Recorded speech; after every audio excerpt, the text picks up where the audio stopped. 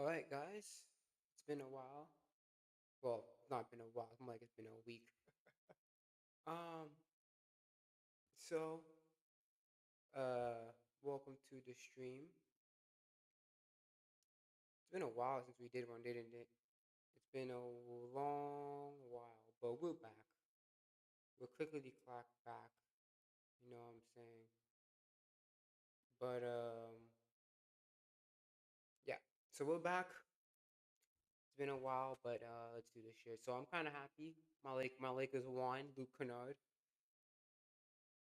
Uh, but let's do this shit. So I'm just trying to push my I'm trying to push my dreads back. Okay.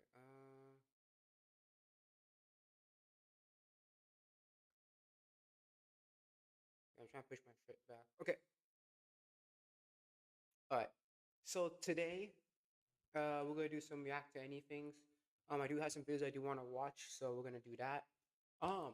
So, um, one thing that I do want to talk about is Chainsaw Man.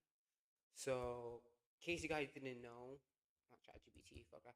In case you guys didn't know, I Chainsaw Man's next chapter or final chapter is supposed to come out. Chainsaw Man's next chapter is supposed to come out 2.87. Oh my goodness.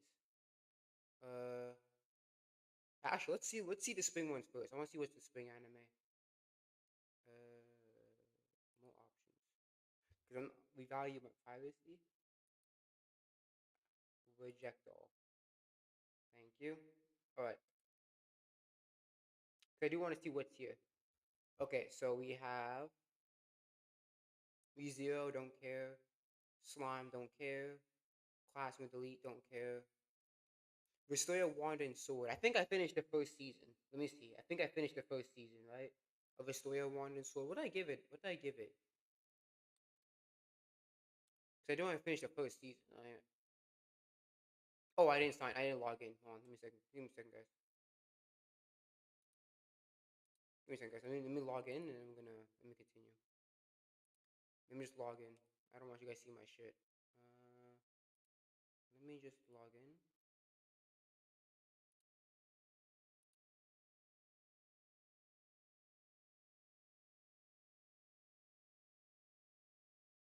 Okay. I logged in. So yeah, I did finish it. Okay, good. So I did finish it. I gave it a 7. Yeah, Restore One and Sword is actually not that bad. It's not anything groundbreaking. So the most I can really give it is a 7. I can't really give it any higher than that. It's not very.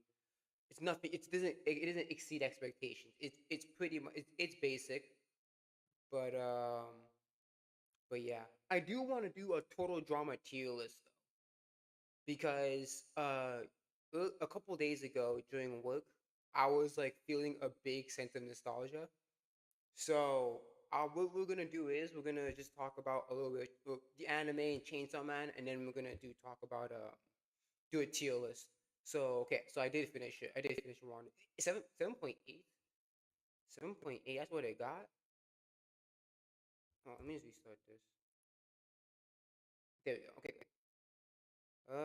7.8. Yeah. So plan to watch okay, season one wasn't that bad, but it just wasn't anything extraordinary. Um, Welcome to Demon School of Rumaku, season four. I haven't watched the first season, so I don't care. Ascendance of a Bookworm, don't really care. Okay, okay. Daemons of the Shadow Realm. What is this? Okay, I'm gonna put that there. Beginning after the end, season two. Don't I listen? If anything, I'm just gonna read the webtoon because I watched a bit of the anime and oh my goodness, oh my goodness, it is PNG slide. Okay, Warrior Princess and the Barbaric King. Oh yeah, Liar Game. They made. I think is this. I meant to watch the. I have the manga in my hand. I have the manga, not in my hand. I have the manga on my list. I just never watched. I haven't watched the. Oh yeah, this is the first anime. Didn't Liar Game came out in like the early 2000s? Only now they're doing an anime of Liar Game. When did it come out? Okay, so mid 2000s. Yeah, it's actually shocking that they're only doing it now. They're only making a Liar Game anime like literally a decade after it came out. It's supposed to come out April 7th, so that's like a couple weeks from now. Uh, I'm not gonna add to my list. I'm just gonna read the manga. Uh, Meant to Girlfriend, Don't Care. Oh yeah, this one got a lot of flack. Petals of Incarnation. That one got to catch a lot of flack. And Go for Nakamura. That's Boys Love, Don't Care. Um, Gals Can't Be Blind to Otaku. Needy Girl Overdose. Akane Banashi. I've heard about this one. This one's on my list too. I heard that it's a pretty good manga. I haven't watched the anime, but I heard it's a pretty good pretty good manga. Yeah, it's my plan to read. Yeah, I need to. I'm planning on reading Akane Banashi, but uh, so let's see what else is here. Rampant of Ice. Rampant of Ice. What was that, like a ice skating thing? Love Polygon. Oh fuck. Okay, let me see that one. Yawa Teacher. Okay. Haru no May. Venom Machine. Don't care. Mao. Okay. Kristen Restore.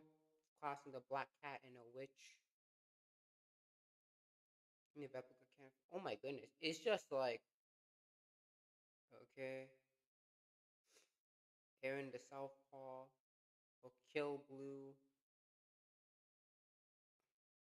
But I'm not even gonna lie. I don't feel interested in any of these. Drops of God. Uh.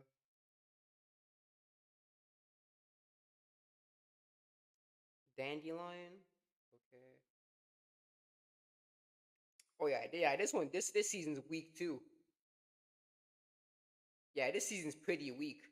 The only ones that can use, the only ones that are like the popular ones here would be Slime, VZero, and Classroom of the Elite, and Doctor Stone. Besides that, I don't see. There's no popular ones here that are there. But the ones that I'm looking forward to is Restoria. Uh, okay, I don't care. Like I'm already signed in. Oh, I'm not logged in.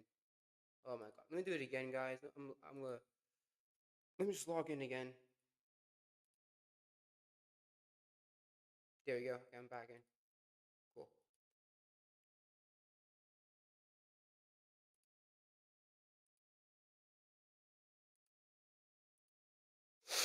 Yeah. Um. Yeah. So yeah, I'm not really interested in any of these ones here.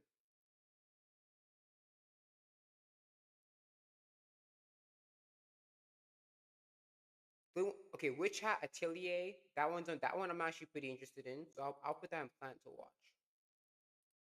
Cause that looks pretty interesting to me. But these some of these are like the sequel seasons, so I can't watch them. Uh,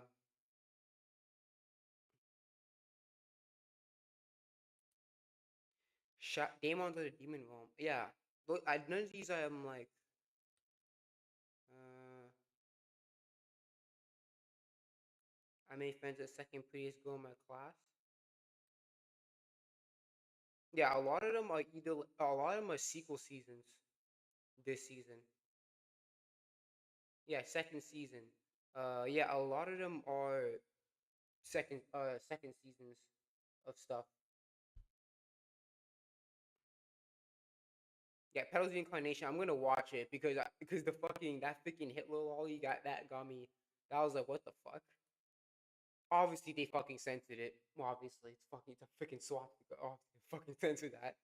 you don't think that they're not gonna do that, then you're just stupid. Yeah, a lot of them are just sequel seasons though. Like a lot of them are. Yeah, season two, season third season. Yeah, a lot of them for this season are like seasons or something. So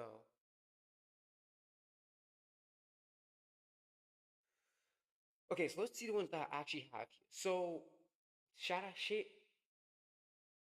Oh, this looks like Full Metal Alchemist by the face. Is it by the same writer? Let me see. It looks from the same writer.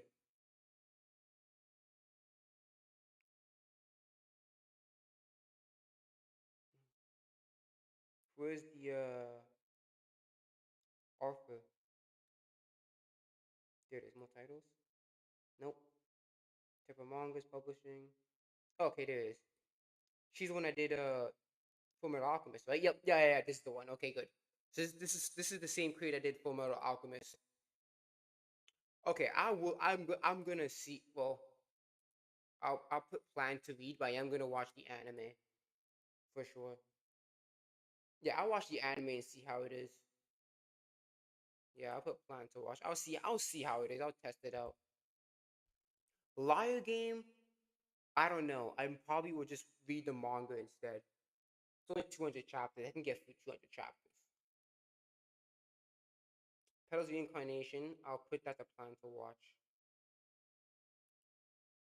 Oh, I have to restart the chat. I have to restart it. Yeah, this one I'll put plan to watch. I don't think the manga's not done yet. Yeah, the manga's not done. Okay, it's an action mystery. I like that. Akane Banashi already on my list, so I'll read that. Rampant of Ice. This is the this is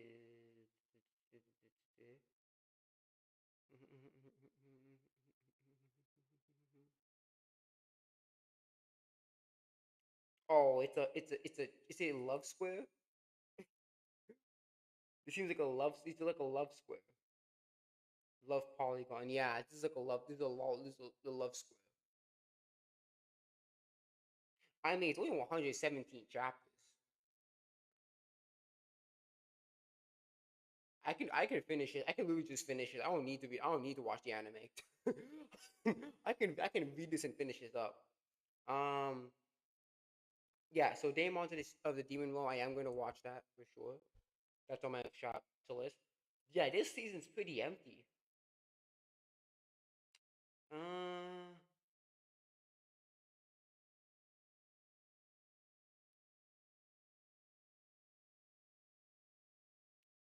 So it's a fantasy comedy. Is this done? Oh, it's not finished. Okay. So the Warrior Princess and the Barbaric King. Is there? Hmm. I'm thinking whether I actually have it on my list or not. Honestly.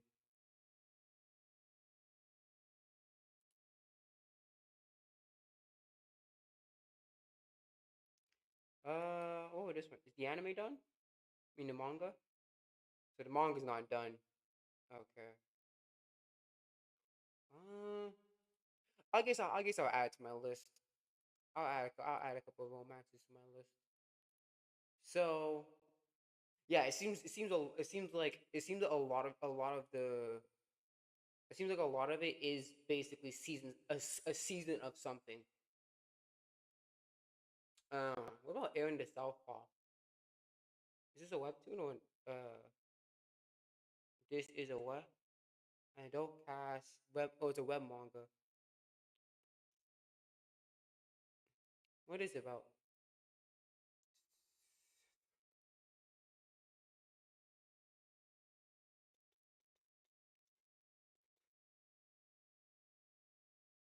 Mm,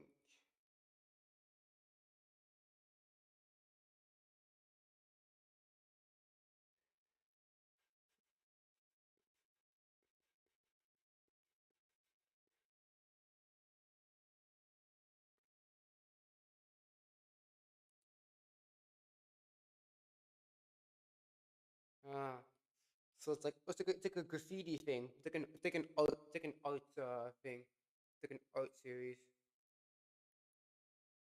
I'll look into Aaron the Southpaw. I'll look into the graffiti.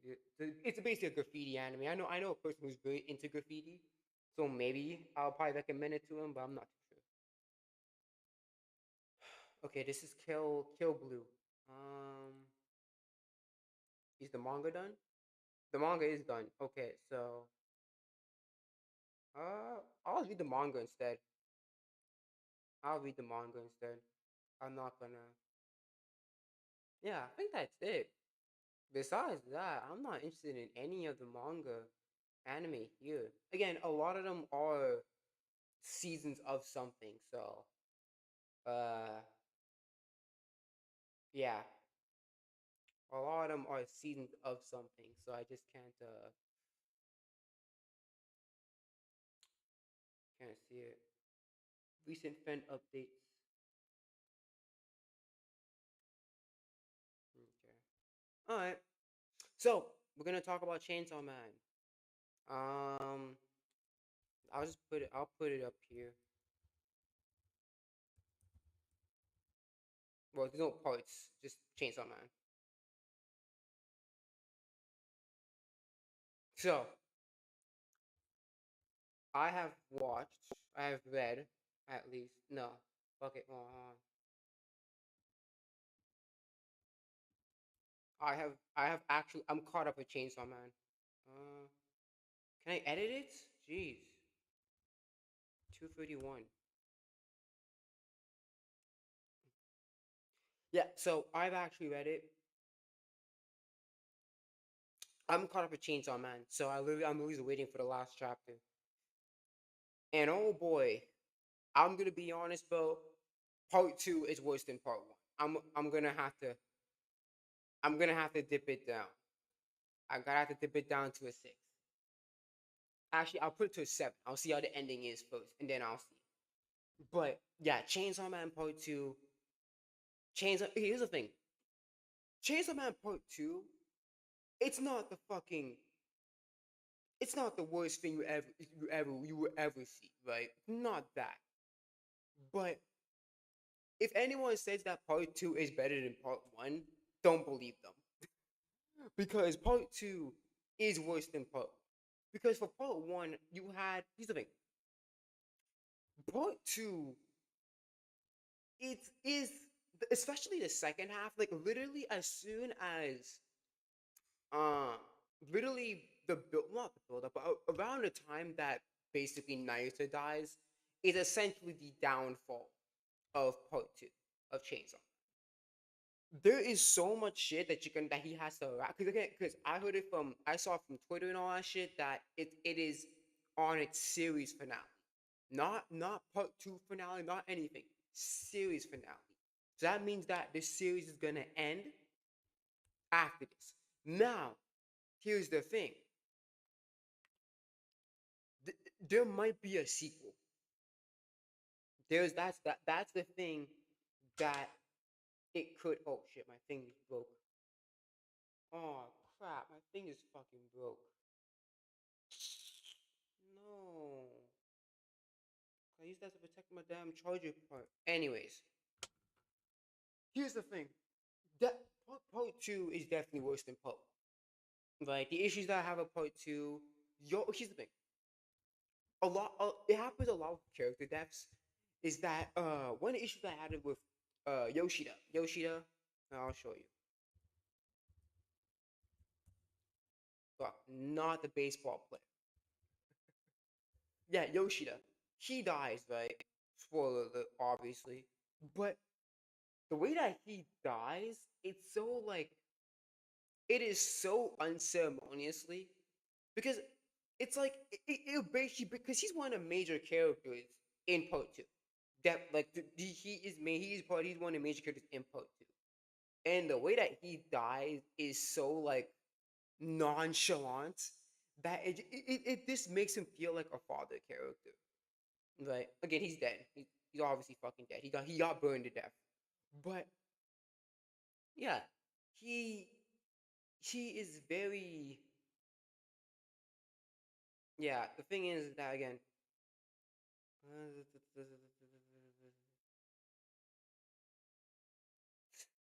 Okay.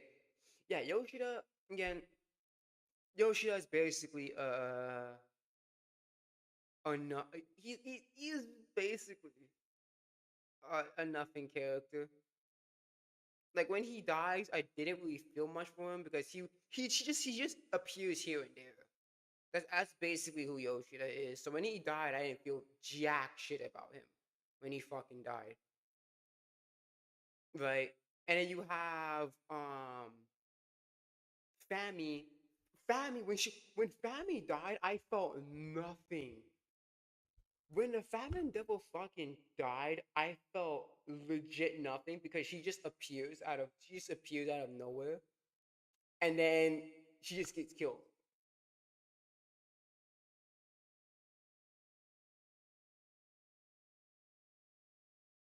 So that's bullshit. The Death Devil, which with a fake family or Little D as they call her, she was fine. I mean, the reveal of her being the Death Devil, it does make sense when you do think about it, right? Because we obviously when you look at her stomach, she has like literally no fucking organ. She's like a black hole. So obviously, her eating a lot of things does make sense because there's nothing there. It's just a fucking void. So yeah, that twist does make sense when you think about it. But it's like to me, it's like what's really groundbreaking about that? Because basically, the four horsemen were built up to be like these big ass threats. Right? We saw what Makima can do. So we saw what Makima can do. So it was kind of just going on to the fact that these motherfuckers were gonna be something fucking big, right? And we saw how strong Yov is. So it's showing that these four horsemen are uh, a big threat. And honestly, your family just gets killed like pretty easily, so she's not really much of a threat. The Death Devil doesn't really care. Like she died, she almost died, and then she came back, and then she dies again. It's oh my goodness. Chainsaw Man Part Two, especially after Naruto died, it's just all over the place. It has no clear direction of where it really wanted to go. Um, I'm gonna say right now, Asa slash Yoru, they carried part two. I'm not gonna lie. If it wasn't for Asa and Yoru, I would not have been reading part two. Denji's okay in part two. It's just that he just goes for he goes for a lot of cyclical things over and over again, right? And that's what makes me so disappointed about the first half because the first half it shows like it shows Denji wanting a bit more like intimacy, right? But then after that, he just but during the aquarium, it shows that he wants a bit more intimacy. He's talking with Asa and all that stuff, and he's enjoying her company. And then just after that, he basically just goes back to I want to have I want to have sex, right? Obviously it would mean more since he does like Asa, but it's like well you're just falling back to you're just basically just falling back into what the fuck you're going to do, right? Um, the fake Chainsaw Man, I don't know where the fuck that just came out of nowhere, honestly. Like the fake Chainsaw Man just came out of nowhere. Like literally, the fake Chainsaw Man just came out of nowhere. He just a force of nature. There's nothing to the fake Chainsaw Man. Obviously, he's dead, but yeah, there's no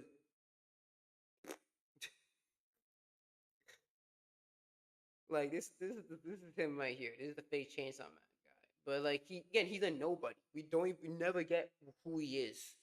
So when he turns into Chainsaw Man, first of all, how do you even turn into the fake Chainsaw Man? But that's a question. How did he even become a fake Chainsaw Man?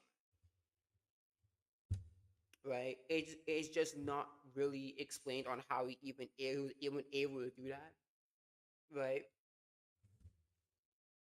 We don't really know how he became the fake Chainsaw Man. It's just that yeah, he is the fake Chainsaw Man, and that's it. There's no there's no like way of how he got it or anything. It's just that here comes the fake Chainsaw Man, and that's it. Again, if I'm wrong, guys can correct me in the comments or in the chat. But yeah, fake Chainsaw Man came out of nowhere. Yoru was an okay villain.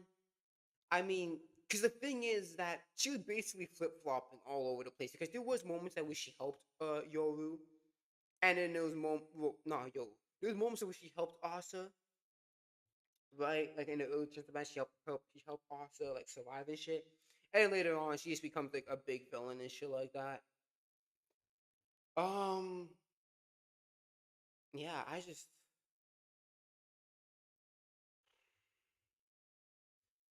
the prophecy.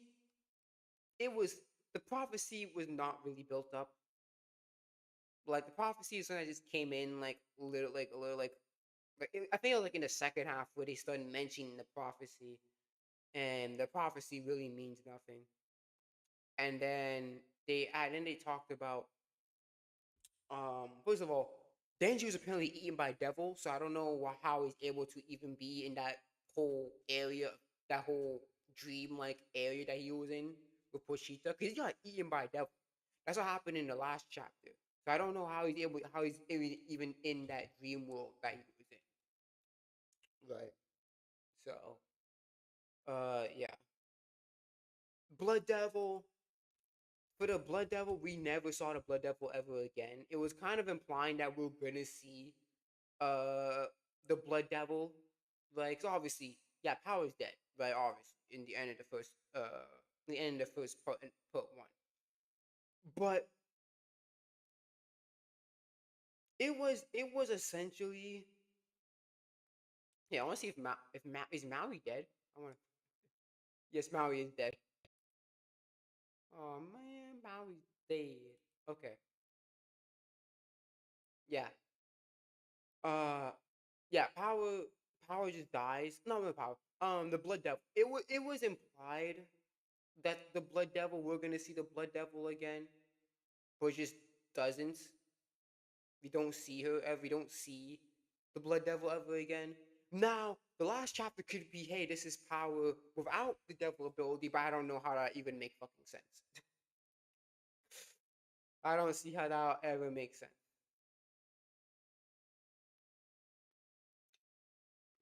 And then Nayuta. Nayuta is also a problem.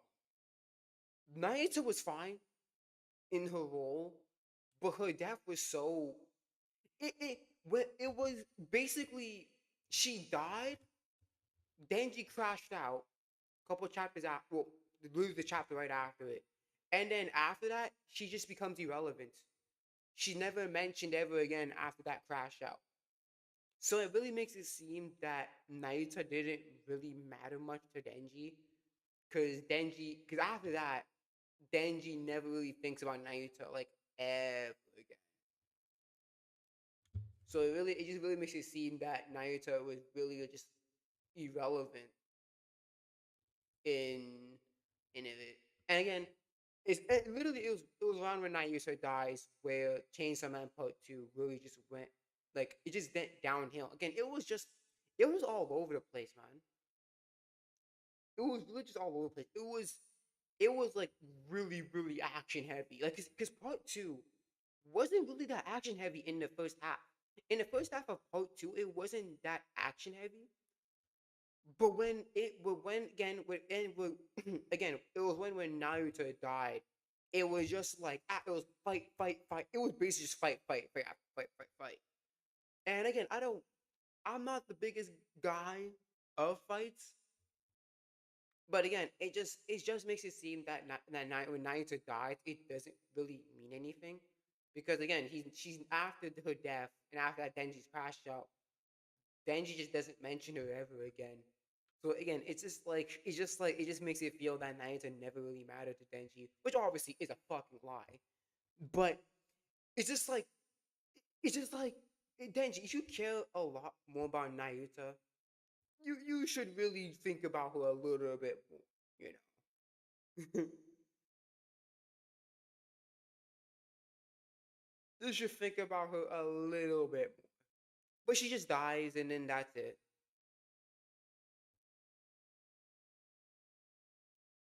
She just dies. That's all it is. And obviously the world is basically fucking destroyed. Because I think the Death Devil died, Family died. So basically it's just a locust massacre going on in the world right now. So the thing is that Pochita is dying. Pochita is dead. Um, he got eaten by his Chainsaw Man form. So basically, he ate him. He ate himself essentially. So here's the thing: is it gonna be an ending where essentially Denji's basically back where he was before? That was based. It's obviously he life is a little bit better because he's not under the yakuza as he was back in episode chapter one, but he's basically back where he started. And this is the thing though, is that because obviously Denji did throw up a little bit of the devils, right? But the ones that he ate, the ones that he actually like digested and ate and shit, dude, are they gonna come back? Because that's not how it works. What? So what? You have if Pochita dies and then all the devils that he ate got gets come back to life. How's that work? Because they're gone. They're forgotten. It's over. So how's that gonna work?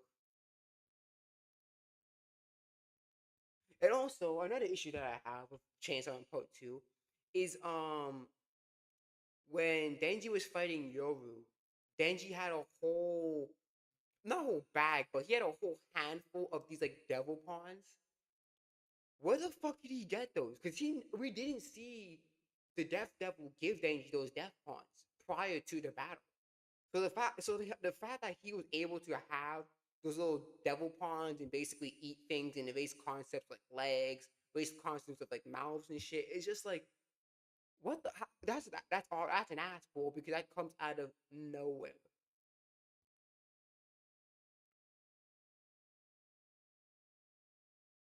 So yeah.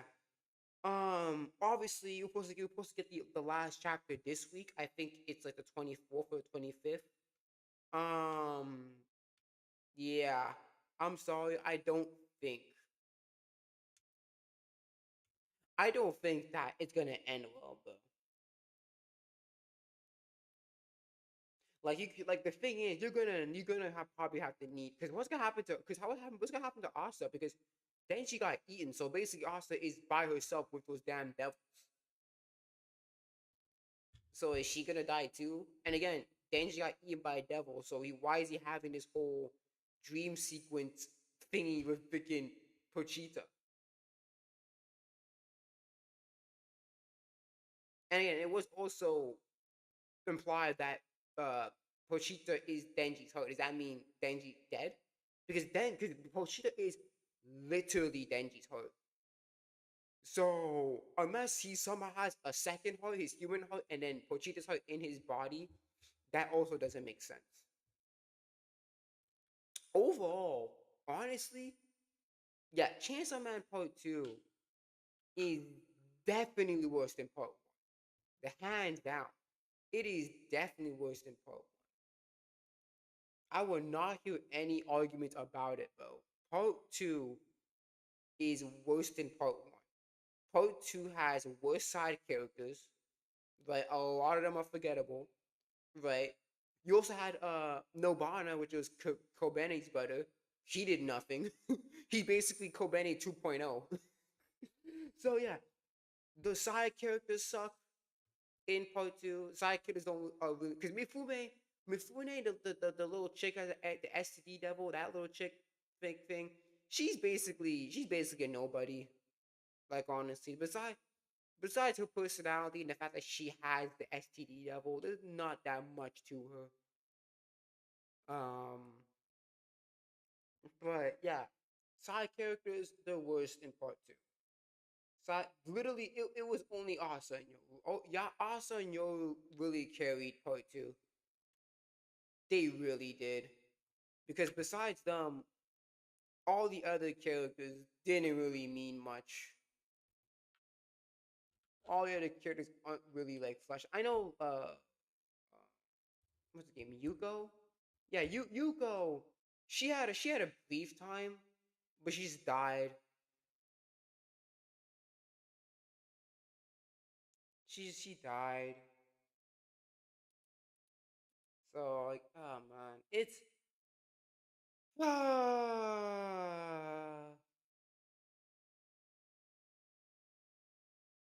it's just disappointing, honestly.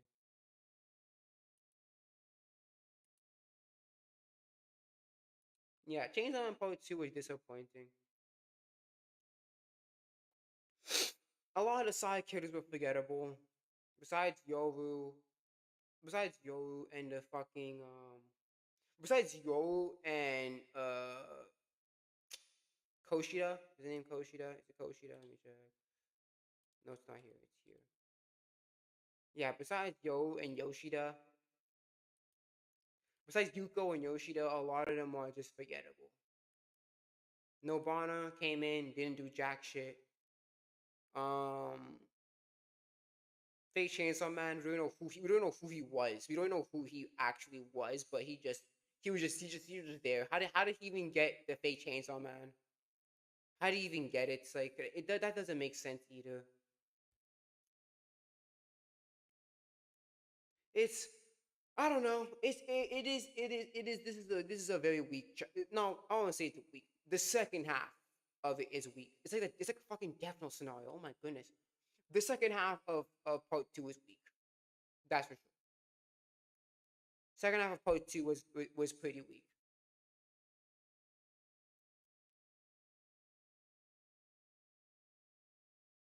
It was pretty weak. Part two was pretty weak compared to part one. Again, the first half is fine. The I won't say it's fine, but the first half is decent, right? It's decent. Like you have a direction where we want to go. It focuses a lot on the characters of the dynamics between Asa and Denji and stuff like that. It's fine. Part one, the first half of part two is fine, but it's just all the action shit that comes after Naruto's death. It's just not good. It's not.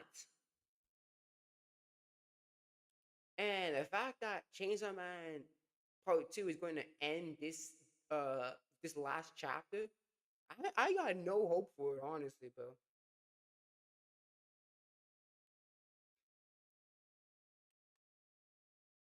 Like I got no hope.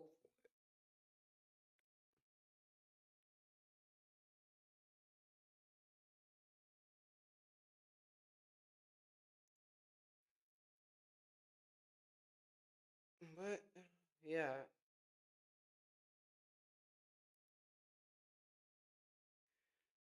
Oh man. Oh, Family's still alive? But no, Family got cut up too. It wasn't just fucking Family got fucking cut up too. I'm pretty sure she wasn't eaten, but she definitely was cut up.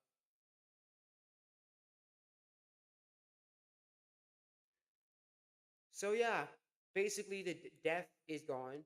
Death doesn't exist anymore.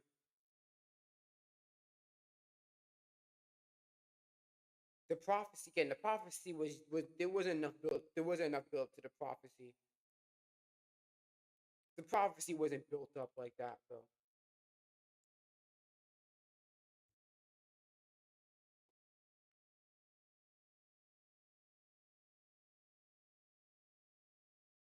It was mentioned in 122.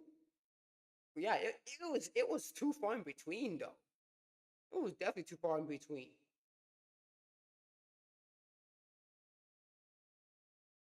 Yeah. A lot of it was what? Yeah, what 120? What 146? One, yeah, a lot. Again, it was too far in between because it was just bit by bit by bit, and then like it was from a long span of time.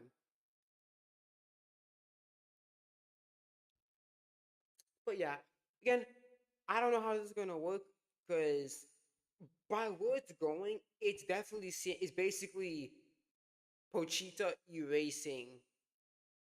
Like by Pochita eating himself, he's basically bringing back all the missing. You're bringing. It's basically you're bringing back all the devils that got eaten. It seems like that's what's gonna go. It's gonna go that way. That's definitely what's gonna go. It's gonna go where Denji, where with all the devils they Pochita eat, they come back to life. But again, that also doesn't really make sense because that was never that part of the ability was never foreshadowed, right? The only thing that we know was that hey, if you get consumed by Pochita, you get erased, which is another thing. Why is it specifically the Chainsaw Man that erases things?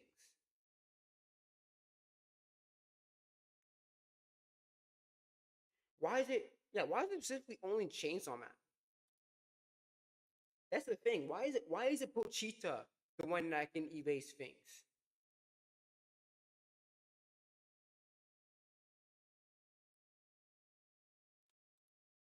Yeah, I don't know how he's alive. He got fucking eaten. Yeah, but Pochita ate himself. So again, that is what does that mean that everyone's gonna come back? When that all the devils that died are gonna come back? But even here's the thing: even if Pochita does eat himself, that doesn't erase all the destruction. So let's just say Denji is alive as a human. Japan's still gonna be fucking destroyed. Well, at least I don't know if it's Tokyo that they're living in or something like that, but they're still gonna be in that fucking destroyed city. It's just that hey, all those that all the devils that Denji ate are gonna come back. But again, that aspect, that aspect of that, the aspect of the other half of that ability was never mentioned, was never foreshadowed.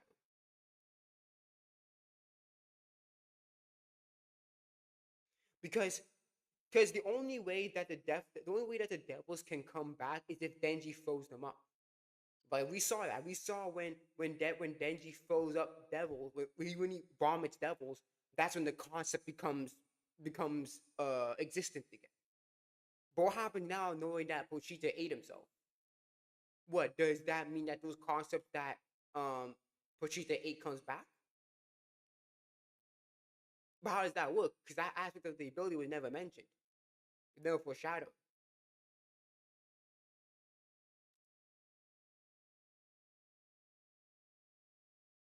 Like and again, Pochita is literally Denji's heart. Does that mean that Denji is dead? Because Denji is literally, I mean, Pochita is literally Denji's heart, and we saw that when Makima ripped it out. We saw that. So we saw the little Pochita, that cute little face on his heart.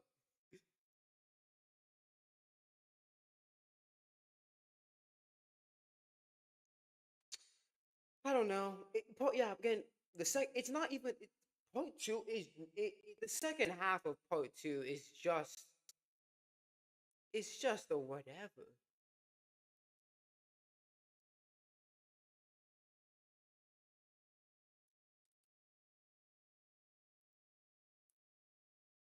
Like yeah, she just turned to clothes incapacity. Yeah, she's fine. She got turned to a coat. She just turns to a coat, so she's fine. But yeah, again, it's wait, what does Mondo look like? Suicide, every single. Okay, um, yeah. Again, it's whatever. Part two, part two is not better than part one. If I gave part two a rating, it would be like a 4 or 5, a 4 or 5 out of 10. And the reason why it's a 5 because the first half was pretty good. When it was just Denji and Asa doing fuck all, doing dumb shit, That's what made it good. But as soon as they started introducing, as soon as the fucking the whole the whole freaking chaotic action shit, bro. As soon as they start doing that shit, man, that's when it's fucking that's when it really just starts to pew. So yeah, if I had to give first half rating, first half of part two is 7. Second half is like a 4. So I'll be like what round it out, be like a 5. So yeah, part two is like a 5. Part one is like a 7. So you can say it's a 6. It's a 6 out of 10 series. But yeah, because again, it was just the second half. Just the second half of part two, which really just threw me off. That's the one I didn't like. It's just when it started getting all that really getting action heavy, is when I just didn't like it,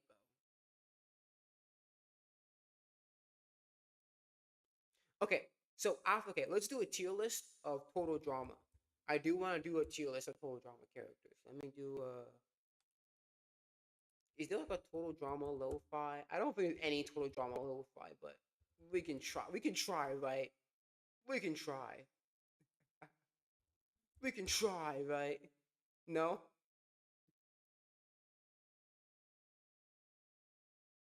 Yeah, I know fucking total drama lo-fi, but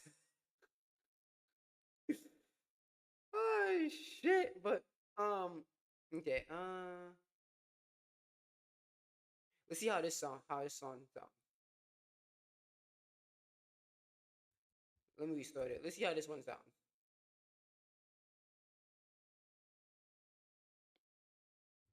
Okay, I do want to do a total drama tier list.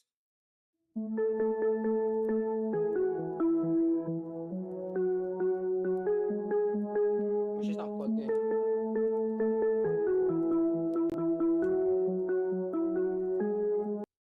Oh, okay, there you go.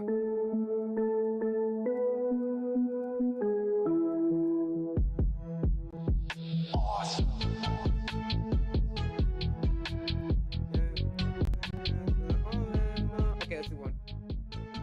Yeah, I wanted to be. Okay, let's do this. Wanna be famous. Okay. Yeah, we'll do a total drama tier list for sure. Oh my gosh, project all. Might do my fucking cookies. Total drama. Oh, okay, you got it.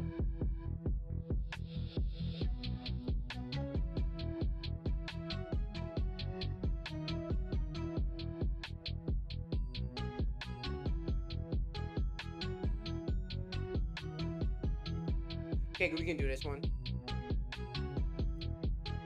Alright. So, this is the total drama tier list, though. Also, this is not all of them, though. So, this is what Island Action World Tour Revenge of the. Okay, this is basically all of them. I'm not. Okay, this is basically all of them. Okay. So, first one, Ezekiel.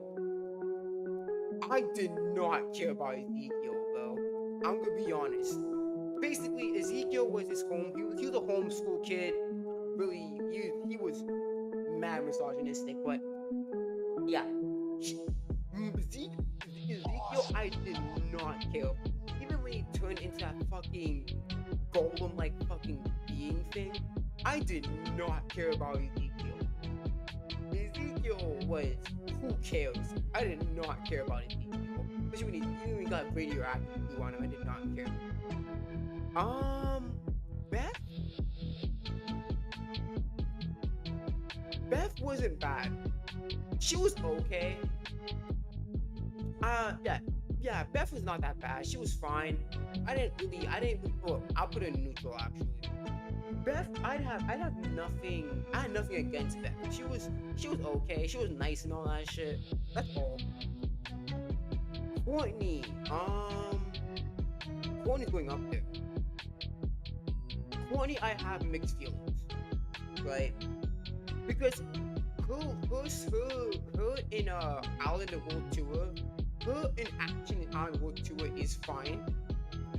But in her in All Stars, like she got really shafted in Total Drama All Stars. Like she really did because it was basically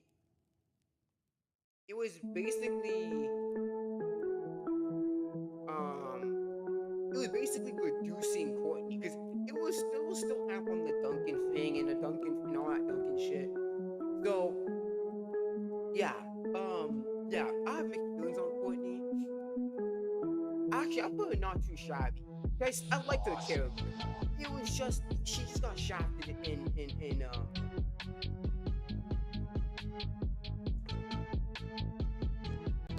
um she got I think she got shafted in Island too. Yeah, she got shafted in Island because Island they will big the votes in Island. So in basically, yeah, she got shafted in action. She got shafted in All Stars because in All Stars on how she got eliminated was basically they were making this ice cream contest, right?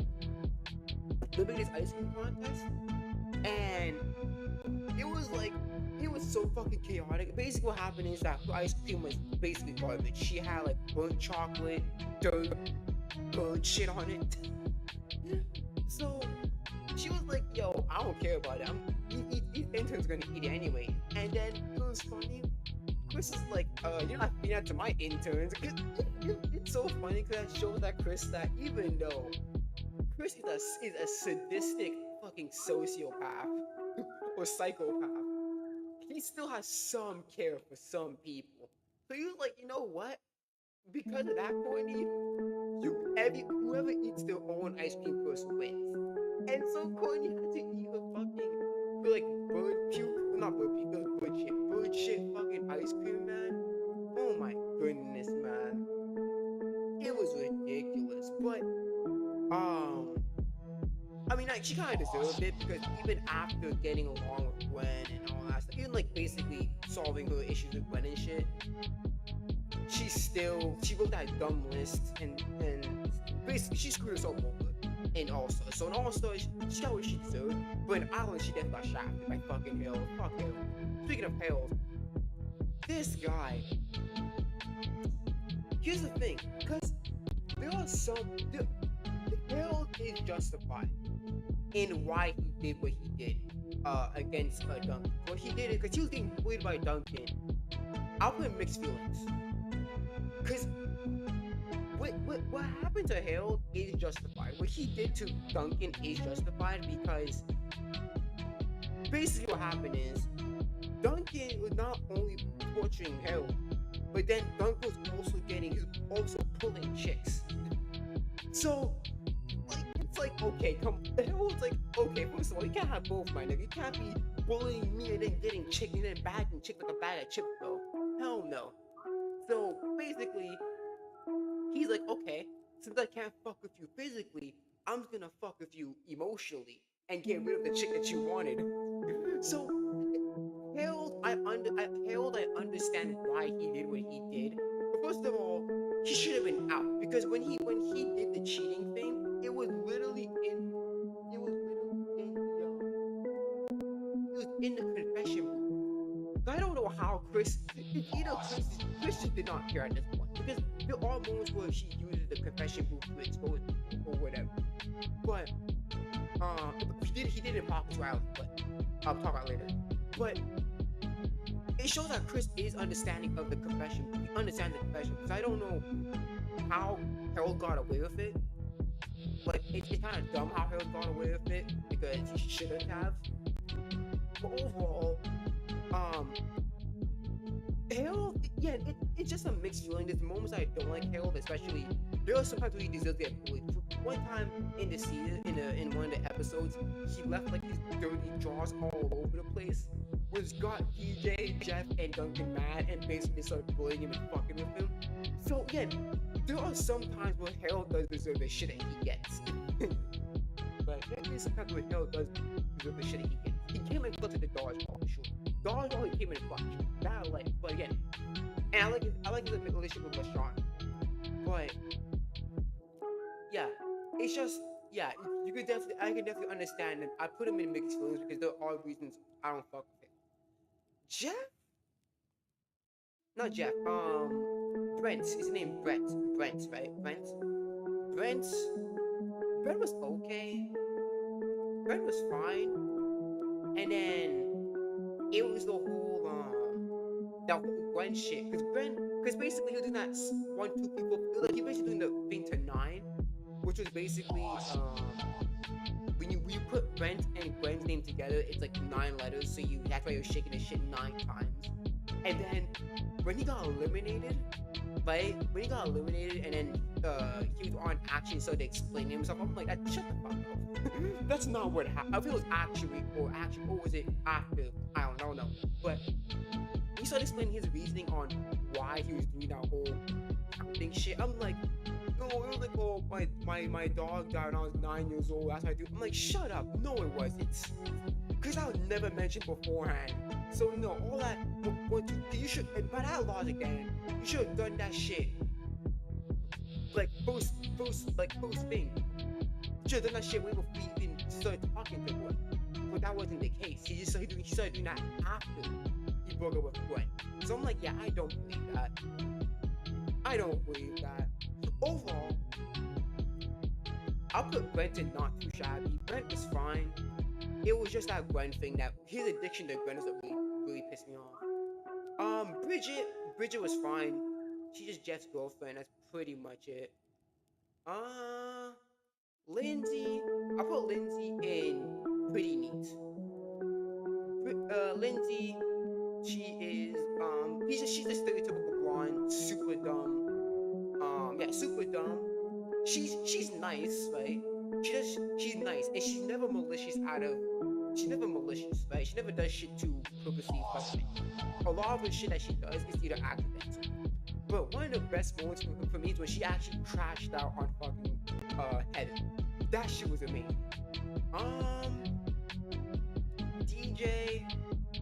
DJ, he's fine. I'll put DJ not too shabby. DJ, he was a super nice dude. He was a part of the bullying of Harold. So but then that kind of aspect of his character kind of just gone. But he was much more like a scaredy cat, mama's boy, big guy. But he's chef. He was trying to get him to like toughen up and all that shit. Didn't work.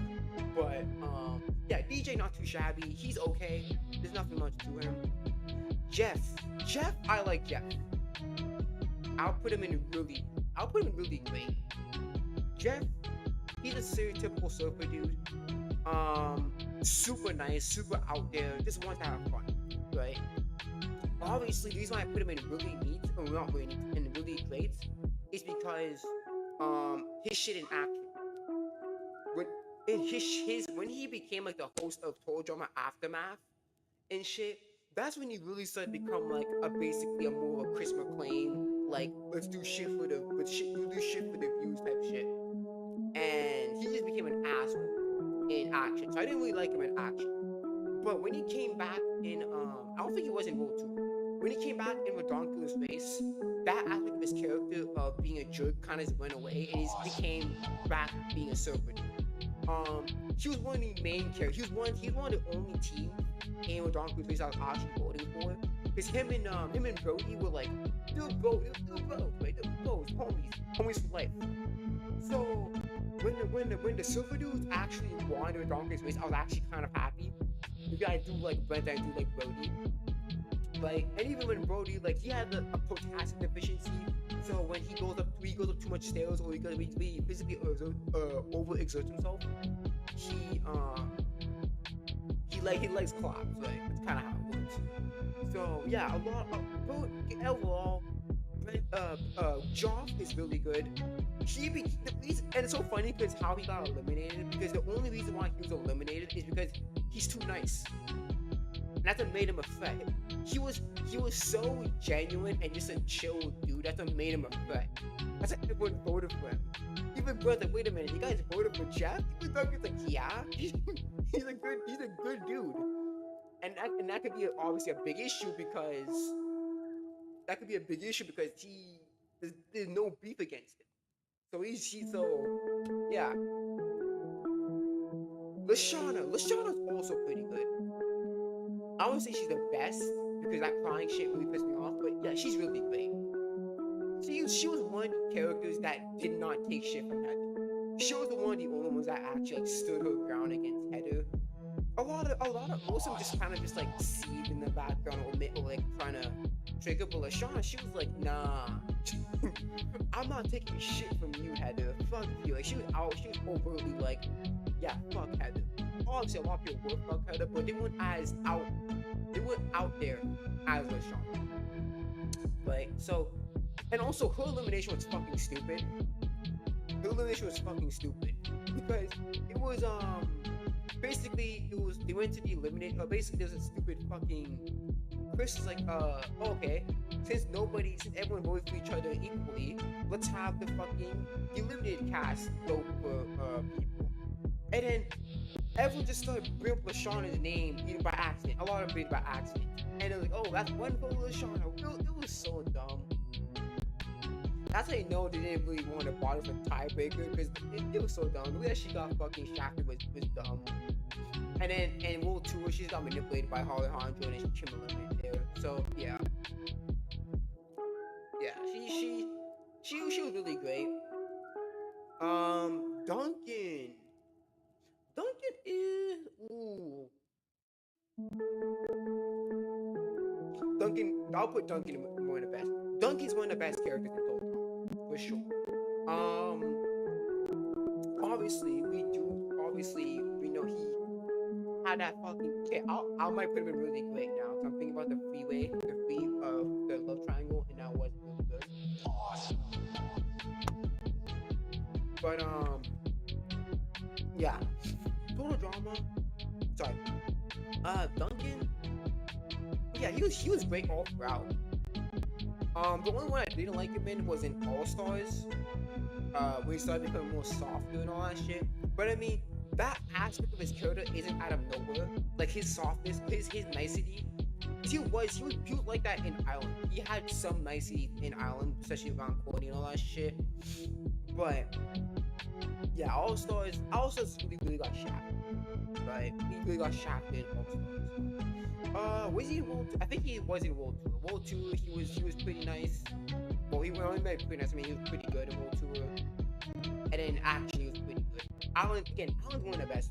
Alan's literally one of the best. So yeah, I put Duncan one of the best. Duncan is one of the best. What's her name? She was in the original cast. I did not care for her. Heather was great. Yeah, Heather was great. Obviously, she was a piece of shit, but she was an entertaining piece of shit. And obviously, she got a lot of comeuppance. So it's like it wasn't like she got away with a lot of shit that she did. She got a lot of comeuppance for whatever that means, losing her hair, losing her eyebrows, got her top removed. A lot of shit happened to Heather. Yeah, she was evil and all that shit, but she really got a lot of comeuppance. But yeah, she got like a whole diplomatic community shit in like in Island, which was like, I'm just like, bro, like that's how you know that Heather, like he really wanted to keep Heather in the story, because she's a thing. Heather is a bad person, but you have to admit that she's entertaining. She's really entertaining. But yeah, she won in World 2. If I remember correctly. She won. Gwen was also pretty. I'll put in pretty neat. Yeah, Gwen was pretty chill. She was much in the beginning. She was much more to herself. In the beginning, her dynamic with Duncan was pretty great. But and then her kind of mixed relationship with Courtney was also fine. It was just more terrible on Courtney's end. But yeah, Gwen is a nice person. Actually, I put her really great. Gwen is an overall a good person. Actually, I put her above Heather. I'll put her above LaShawn, but not above Jeff. But yeah, I'll definitely put Gwen above there. Owen is the best. Owen is one of the best. Comic relief, funny dude. One of the, he's also one of the like a pure-hearted guy. Like he's basically in it for fun. Literally with Owen, you're never gonna have a boring episode. Oh, Owen is mostly comic relief, but he's a very good comic relief character. He was in a Ridiculous Face, and I did like him in that one too. But I do like Noah better. What's her name? I forgot her name.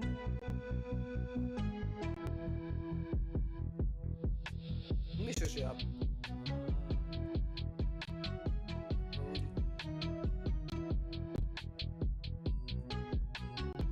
That's Cody.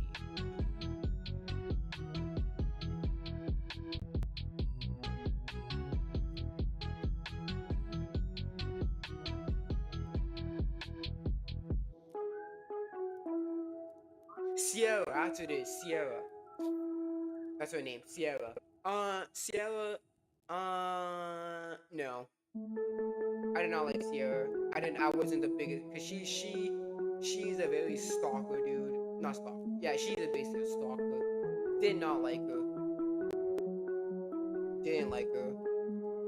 She was okay in World Tour, but then in All Stars, it just went to fucking crazy when she started when she started calling Cam and Cody. That's when she would go off the fucking rail. Alejandro is one of the best. I'll put him above all of them actually. Fuck that. Yeah, I'll put him above Duncan.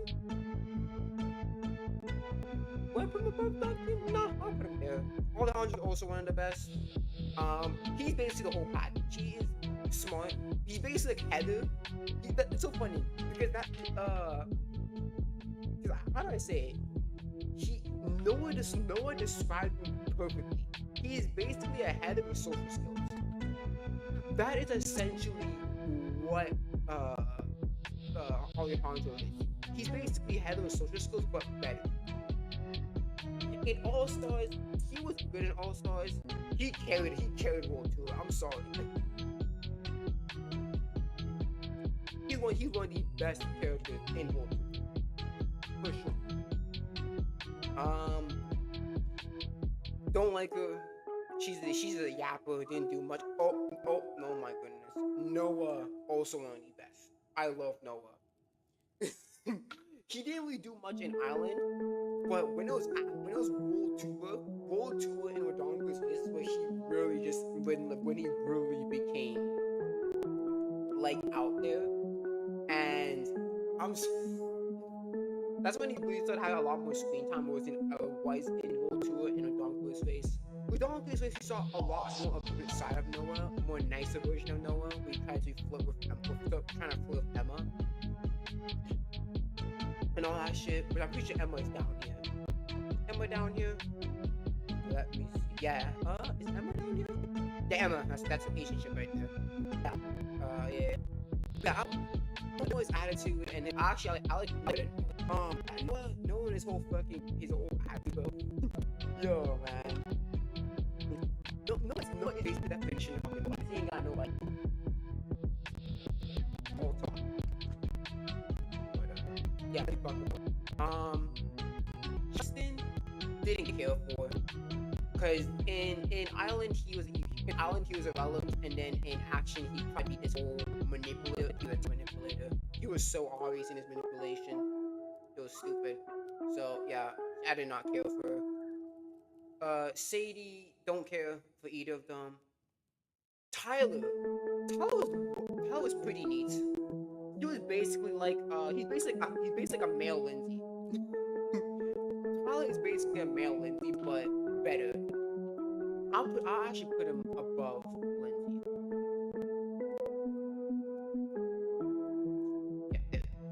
Yeah, Tyler's above Lindsay.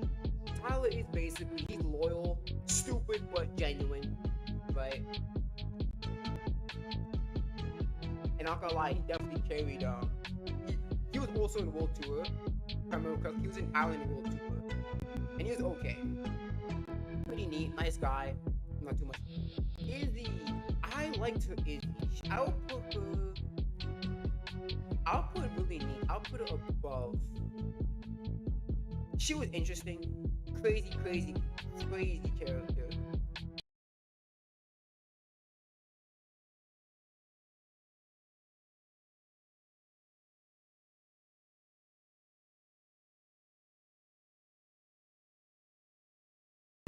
She think of her as like a Harley Quinn. Like she's fucking crazy, but she's smart. I think she's dating. I think she was dating Owen. I think her and Owen had a thing. But yeah, she was like a she was a crazy kid. Izzy. So when you have her on the scene, it was also gonna be interesting. From the whole freaking FBI and all that shit. It wasn't also when the whole FBI was coming after her. I'm like, what the fuck? Yeah, but Izzy, entertaining. Cody, I like Cody. Cody, I put him not too shy. I'll put him above. I'll put him above friends. Cody was not too shabby. At first he was just a you know stereotypical tech savvy loser. But then I felt sad for him in World Tour when he met Sierra and Sierra lost freaking quick. I felt bad for Cody. But yeah, World Tour is when Cody really shined. We saw a lot more of Cody. And obviously issues he didn't fucking sing for like a lot of World Tour, but when he did Condor, I'm not gonna lie, Condor one of my favorite songs in World Tour. When he sang Condor, I'm like, holy shit, this was actually can sing. But yeah, he's not too shabby. I'll put him there. Dakota didn't care for it. B, I had nothing against B. Smart and quiet. He's chill. Dawn. Dawn didn't care for it. She got framed and shit. That was bad. She got framed by Scott. So fuck Scott. Yeah, I see his big ass right here. Fuck Scott. Fuck? When we go away, Where's that we coming get from? closer. Shut the fuck up. In stacks. Yeah. Dawn didn't really care for it.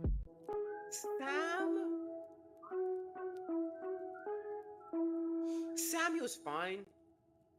I didn't really care. Yo, Brock. Oh my goodness. I'm putting Brock in really great. I know he was basically like this soldier boy, not the rapper. To be, fair about this. Whoa! He's basically like a soldier kid, last year. Saw a lot of him. Like, he was scared of the dark. He was scared of the dark and all that shit. So he was a lot more to him than other characters like Lightning or Joe or whatever. But his elimination day, when he basically brought everybody on the minecart and saved them from basically getting killed by Ezekiel. Was it Ezekiel or was it fucking the moon? So it was one of them.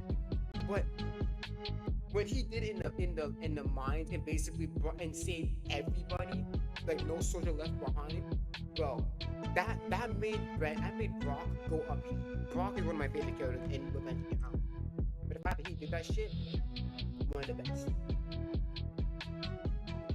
I think it's Lashana. Lashana didn't care for Lashana. Mike?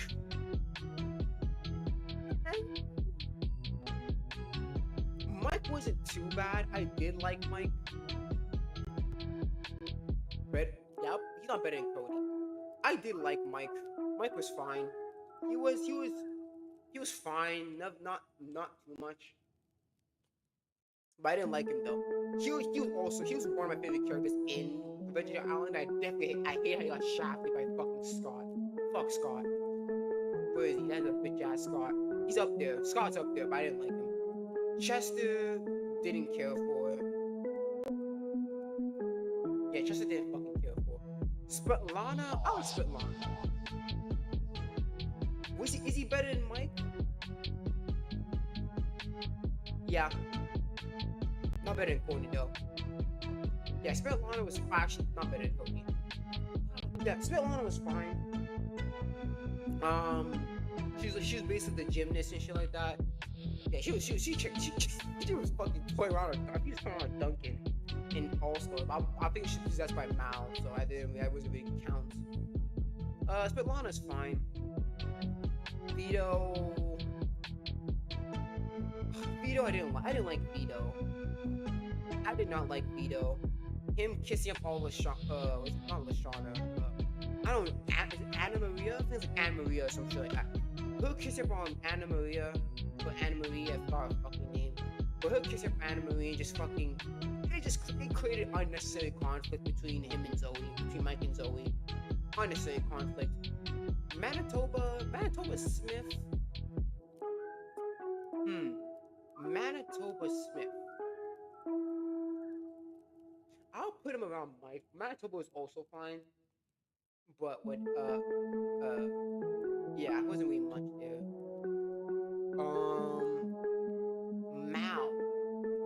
Mal, I liked Mal. Here's the thing.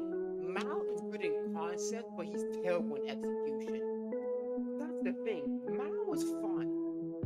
Having an evil personality, that's fine. Mal was fine in concept, but he just sucks. Compared to, as a villain, he fucking sucks. Compared to Alejandro and Ed and all that shit, he just sucks. The bullshit he gets away with is unbelievable how much shit he gets away with. Stupid. Joe was fine.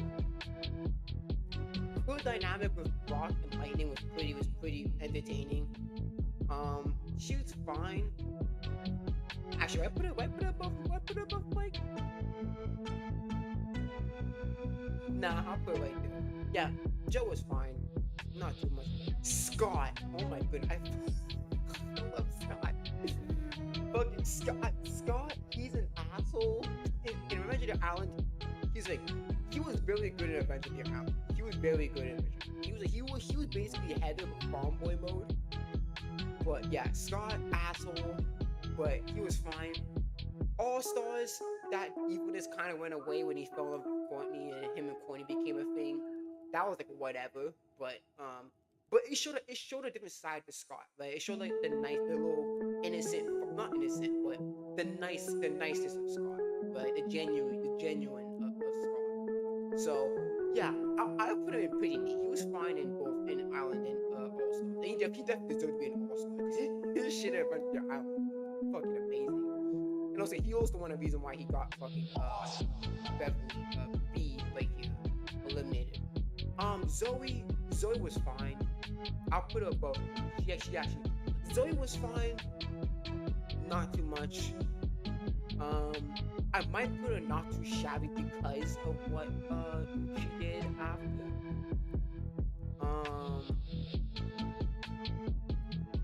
Yeah, I might put her not too shabby because in what happened in the Revenge of the Island when she basically activated her fucking Rambo mode. But for now, I'll put her in neutral. Lightning was fine. I'll put him above Joe, but below Mike. Lightning, he's basically he's basically the son of a football player. All brawn, no brain. But he was enjoyable. In him and All Stars, he got eliminated like second, so he wouldn't really do much in All Stars. But in Revenge of the Island, it was fine. Him and Joe had a dynamic was fucking funny. Wait, fuck, man. I'm fucking explaining shit. Yeah, him and Joe, the dynamic and shit was fucking jokes. It was entertaining having them around. Cameron was fine.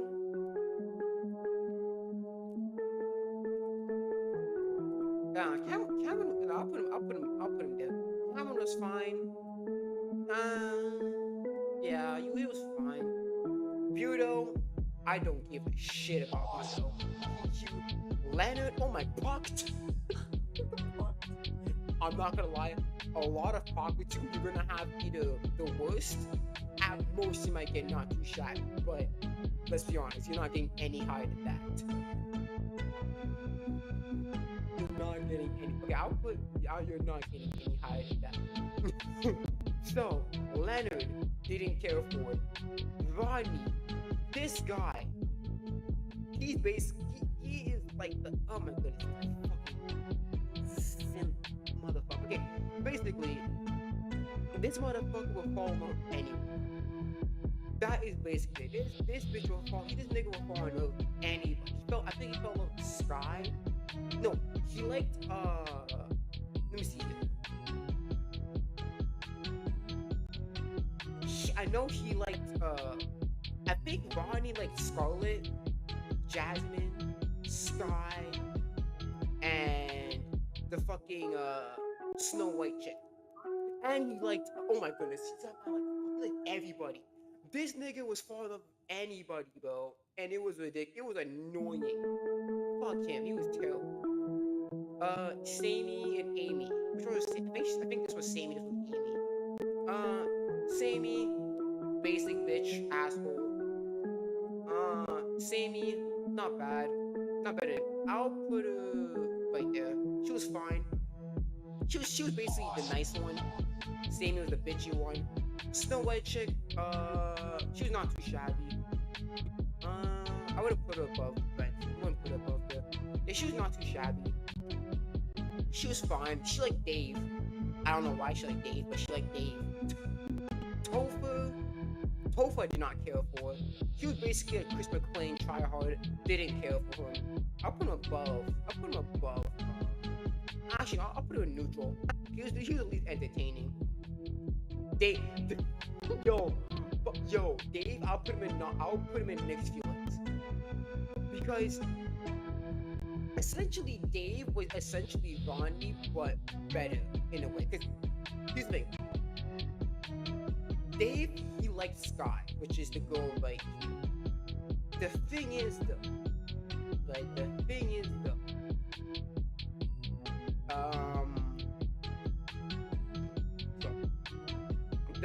though, she was in love with Sky so fucking hard. And when he found out that Sky had a boyfriend, this guy crashed the fuck out. And I understand. I understand why he crashed out. Because basically Sky let him on. Like, I am more than sure she kissed him on the cheek at least once in this show. So Sky kind of let him on a bit, kind of basically to use him to basically use him as a stepping stone. So his crash shot at the end of the series made sense. But I'm not gonna lie though, he was creepy towards Sky. He was very like he was making Sky uncomfortable and shit, and it was like I understand why Sky did not like Dave, but she's also an asshole because she let him on, which was just dumb shit. Scarlet didn't care for it. She was like, she's basically a typical, she's like a closeted yandere bitch. Like she was pretty like, she was basically like Max's like only friend, not even friend, but acquaintance. And then like, she's basically the underappreciated assistant to Max. And then she just went back to crazy. So for her, it was fine. I did not care about her. Max didn't care for him at all. Max did not care for him. Jasmine was fine. I put Jasmine not too shabby. I'll put her I'll put her right here. Jasmine is essentially Manitoba Smith, but more fleshed out. Yeah, she's like a giant Australian chick. She was fine. I think she made it in the top 5, but she was fine though. Sugar, I'll put her in not too shabby as well. For her, she was entertaining. I'll put her above the story chick. Not above DJ though. Sugar was fine, entertaining. Sky, mixed feelings. I have mixed feelings on Sky. Again, I explained about Dave. She let him on and shit. Good character. I feel like she's like Olympic level gymnast. So yeah, but again, she let up. No, I'll put it right next to fucking Dave. Get tortured, bitch. It's a PNG tortured. But yeah, I'll put it next to Dave. She let him on. Sean's actually not that bad. Is he? No, he's like, I'll put corny and pretty neat. I'll put him in not too shabby, couple too shabby. Yeah, Sean. Yeah, it was Sean and Jasmine. Now they were a fit in Pocket 2 Island. Sean was pretty fun. He was basically like the zombie apocalypse paranoia guy. But yeah, Sean was not too bad. He was actually pretty enjoyable in Pocket 2. She's one of my favorite characters in Pocket 2. Oh, so now we're on to the next gen. So this is the 2023 reboots. Air quotes reboots. Actually, no, it's not because we have some of Dark Race as well. This is, I think his name is, that's not Chase. I don't know his name, but I didn't care. I did not care for him. Alex, neutral. She looks cool, but besides that, whatever. She was the actor. She was the actor chick. Neutral. Awesome. I'll put her below Zoe. Scary girl, didn't care for her. Damien, actually, Damien was pretty neat. Would I put him above Cody? Yeah, I'll put him right there. Damien was essentially the he's basically what anyone would. Damien is the representative of the average guy in Total Drama. This man was like, what the fuck are we doing out here? He was the one that was actually scared of everything, which actually did make sense. But besides that, Damien was a pretty chill dude. He got the hang of it. That's the thing. When he started getting the hang of it and actually started becoming an actual competitor, they actually eliminating him. It was stupid. I like Damien. I like design. TK. I think that's the name of TK. TK didn't really care for.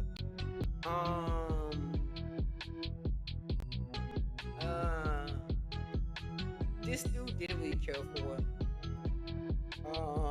Yeah, I didn't really care for him. He was just there. He was a nice dude. I'll put him neutral. He was fine. Raj. I think not Raj. I don't think it was Raj or something. I think him and Bowie were a thing. Yeah, I think him and Bowie were a thing. I'm not too sure, but him and Bowie were a fucking thing. Him I didn't care for. Ripper. Right? Yeah, this is Ripper. Ripper was fine. I'll put Ripper in not too shy. He was enjoyable. He was basically that trying to be asshole dude. But yeah, but he tried. Who's this? I forgot his name, but he was basically not him. He was basically like the chill guy, like the Joff of the people. He was neutral. I'll put him below her. He was fine, not too much. I think his name is Chase. This one was like a social media star. Didn't care for her. This one, I forgot what she did. No, she was like the nice girl, actual asshole. She's basically the Heather, but better, but a bit more social skills. She was fine. Did not care for her. Bowie was fine as well. Bowie was not too shabby. He kept the game. He kept the show interesting. Priya. Priya, she was fine. Priya was fine. She had like strict parents and shit, so that made her like athletic and gifted. Her didn't care for. These are the tennis guys. Didn't care for. I'll put both of them here. Fuck that. These are the nerd girls. Neutral. They were fine. They didn't really do much. The vegans. Didn't care for. I'll put them in here. I think they had to eat meat one time and shit. They were like fucking like scared and shit. I think they had to eat meat one time. I know her name is Tom, and these are the fashionista bitches. Well, I'm not calling him. Well, I mean, he's a bitch. Neutral. They were fine. the mother and daughter duo. Uh,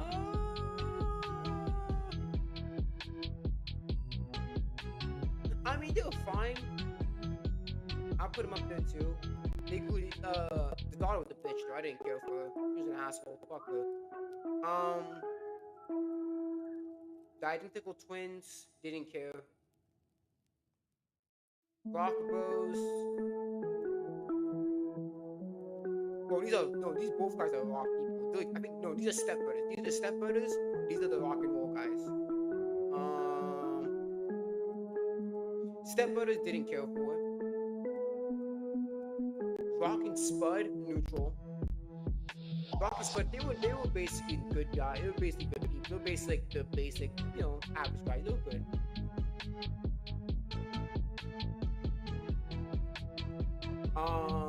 Junior and this guy, I forgot his name, but it's something in Junior. I remember he got like a tattoo on his chin. It was like a chick tattoo, like a bitch tattoo. He was like, "Oh yeah, you got a tattoo for females," and he trying to get like yeah. I'll put him in neutral. Actually, I put him not too shabby. Him and the son. Him and the son, they were fine. They were fine there. What's his name? Ennui and Crimson. Crimson and Ennui. Crimson and Ennui were pretty neutral. I like the designs though. I was interested in the designs. But when I saw what he actually looked like, he was fake. It was Crimson. Crimson and Ennui. Yeah, when you see them without makeup, it's like, holy shit. It's a whole 180, bro. It's a whole 180, bro. Because it's like they never saw each other without the makeup. So when you see Crimson and Ennui, it's like, oh, what the Awesome. right. Yeah. But yeah.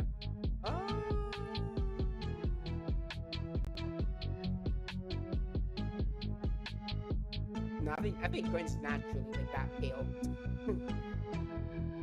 Yeah, Crimson Ennui. When I first saw them like unmake, I'm like, what the fuck? No, I expect them to look like. They're wearing like fake wigs and shit. They're like hardcore goths. Brody was not as bad. I'll put him in pretty great. I'll put him at the bottom though, because he didn't have enough time. He didn't have much more screen time as much as Jeff did. But I like Brody and Jeff. Again, they're my favorite team. They're my favorite team, and I'm glad that they won. Jasmine and Ryan. Not too shabby. Because it was still like the whole kissy shit. They were like a typical couple. And then like when they started arguing all that shit, I'm like, oh, actually, I'll put them above. Fuck, I'll put them above. I'll put Ryan above Manitoba. I'll put Jasmine there too. Yeah, Ryan and Jasmine, they were good. At first, they're just a kissy couple, and then they were fine. Devin and Dumb, it was basically will they, won't they type shit. Like, it was basically dumb. Will they, won't they type shit. Emma and Kitty, not too shabby. I did like the interactions with Owen and Noah. They're not too shabby. I put them pretty neat. They were also one of my favorite teams. If I remember correctly, Kitty was like a high school or college student, and she was like the boy and type shit. But yeah, they're chill.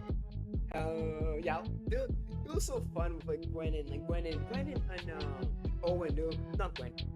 Kitty and Owen were trying to like the wing people. They're trying to get Emma and Noah together, which it did work at the end. But yeah, Jacques and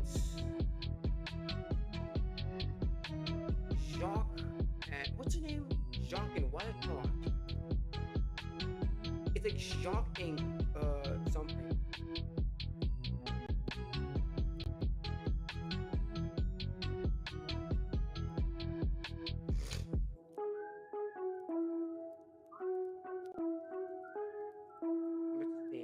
Jacques and Jose, that's what it is. The ice skaters. So I put them in pretty neat. They kept the story interesting. Actually, I'll put them below pretty. Here's the thing. Yeah, Jacques and Jose they kept the Donkey's race like entertaining. But even so, like even Jacques was the nicer one out of the two. Even he had a fucking limit. He was like, yo, Jordan's going way too far. Chris McClain, the best character though. I'm putting Chef up there too. Fuck that, I'm putting Chef up there too. Chris, actually, should I put Al over Duncan? Nah, I'll put Duncan there. Yeah, Chris and Chef, you gotta put them up there, bro. I forgot her name, but she's basically in Total Drama Aftermath. Eh, fine.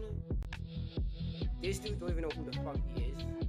I'll put him. I do not care. Dawn was fine. Dawn is basically based off the guy of I forgot what the freaking show's called.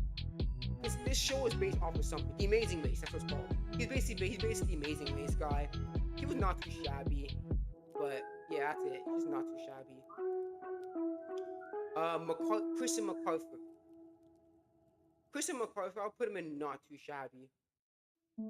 They kept the. I'll put him above. I won't put him above DJ. No, I'll put above DJ. Yeah, Chris and MacArthur, they were fine. They were enjoyable. Okay, let's see. So that's all of them, I think.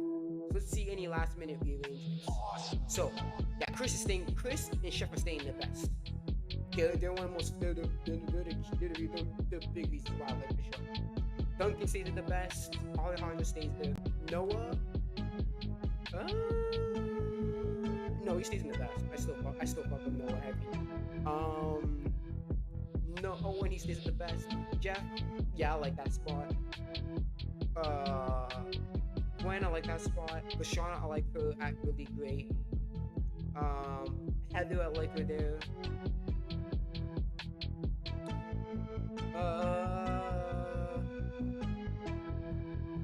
Brock, I keep him up there. Brody, I keep him up there.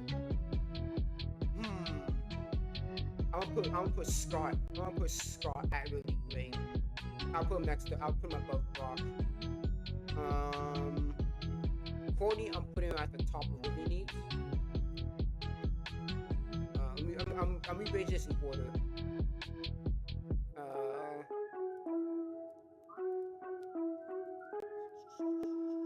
Izzy is the for Lindsay, I'll put her down and not too shabby. Izzy, Emma, Kitty,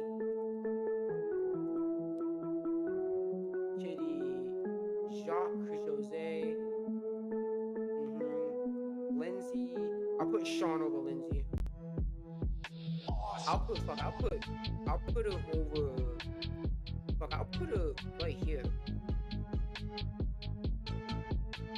Lindsay, yeah. So Sean, Duncan, Damien, Svetlana, Mike, Jasmine, Lindsay, Lightning, Joe, Ryan. I'll put Ryan over Lightning. I'll put Jasmine over Joe, but not over Lightning. Manitoba Smith,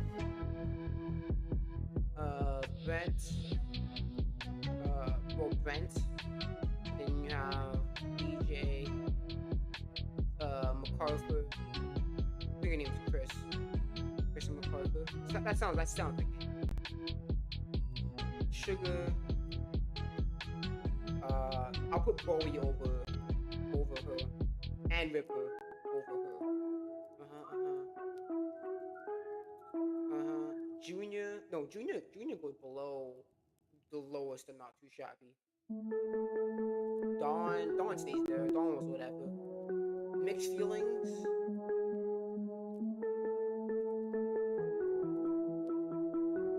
Harold, I'm putting him up and not too shabby. But I'll put him above. I'll put him right next to DJ. I'll put him right next to DJ, but I won't put him there. Mal, yeah, he stays in mixed feelings. So does Sky, so does Dave. Don't know this bitch. I'll put him. Do not care. I don't know who that bitch is. Let's see here.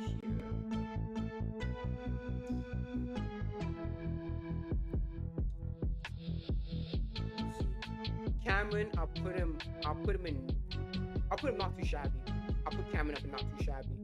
Would I put him? I'll put him right. I'll put him above Manitoba, but not above Jill. Actually, no. I'll put him above Jill, but not. Actually, fuck it. I'll put him next to Lightning. Actually, I'll put him over Lightning. Actually, I'll put him over Ryan. But oh my god, I'm gonna put him over freaking Lindsay as well. Oh my goodness. Okay. Crimson, Ennui. I'll put Zoe over them. Priya, no, Priya stays there. Jude, that's his name, Jude. Jude rhymes with you. Jude, yeah, he stays there. Amy, no, that's Sammy. Sammy's the good, nice one. Amy's the bitchy one. Sammy, she stays at neutral. B, Beth, Sam, Bridget, Topher, Alex. I forgot his name. I think his name is Rock Spud.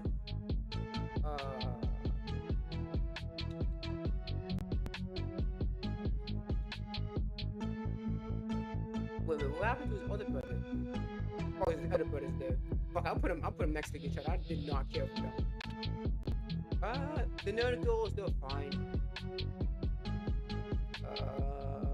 Fashionistas.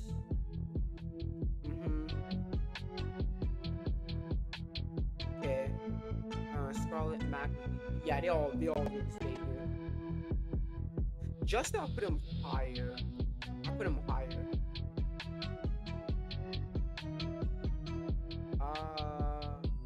I don't know what his name is. He got eliminated early and I don't care. I know he got better in the second season of the reboot, but I just don't care. I don't remember any of it. I don't think I watched it in the second season. Let's see here. Dakota, I'm putting her in neutral.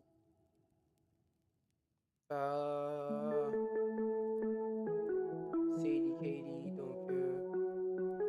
Chester didn't care for. Beardo didn't fucking care for. Beardo, I'm putting him in bad. He was outright lazy. He was a detriment to the team. He was outright lazy as fuck. So fuck Beardo. Awesome. Vegans don't care. Leonard don't care. Tennis bros don't fucking care. Scary girl, try to be Izzy, tries too hard, no. TK, Chase. This fuck, I don't know who the fuck he is, and the vegan don't care. Amy, asshole. Lazy.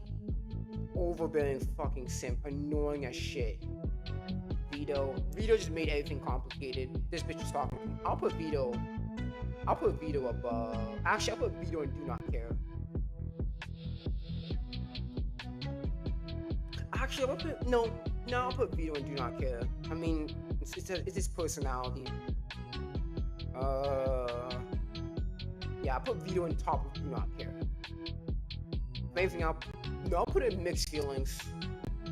Because he was fine, but it was just an unnecessary, like, fuck. She punched the shit out of Fang. I know he did that. But, no, he didn't I think punched the shit out of somebody else, too. But anyways, yeah. Yeah, he was fine. It's just that the whole Anna Maria shit, unnecessary. Didn't need that shit. Yeah, this seems like a pretty decent list.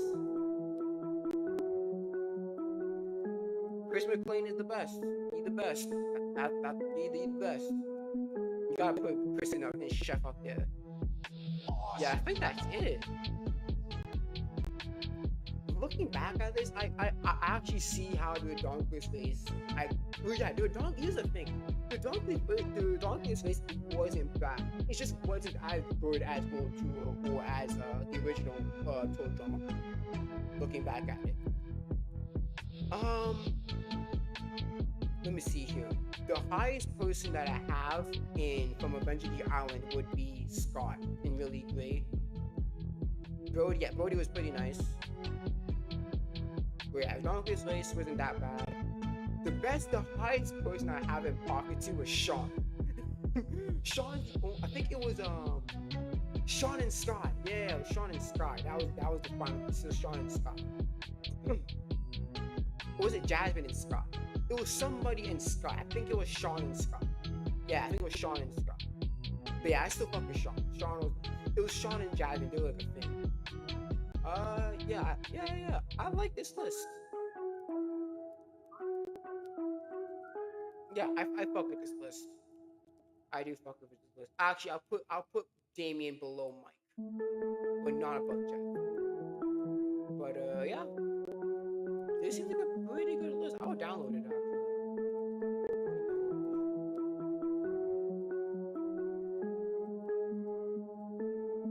Fucking hell, I can't download it. Awesome. Yeah, I think that. Oh, sure, I think it's closed. Oh, there it is.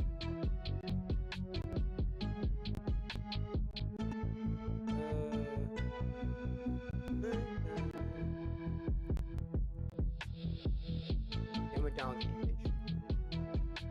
Yeah, overall, I'm not adding the total drama mama shit because that's fuck. I don't care. But I'm gonna be honest, bro. I don't care about total drama mama, bro. But that can go yeah. Total drama. Let me see. Is he gonna fucking download? Like fucking shit, bro. Let's put this shit.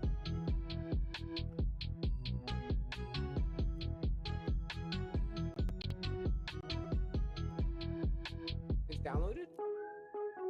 Where the fuck is it? Let me see my recents.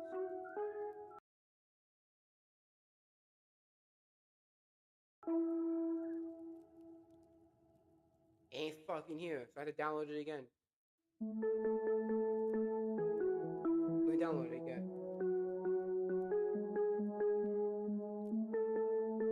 There we go. Yeah, let's do it.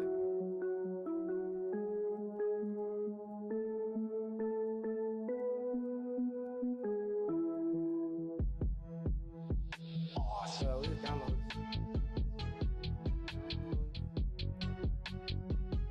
I downloaded it, didn't I? But it ain't fucking here. What is the downloads? Wait, I'll download it after. Let's pick another one. Let's see another one.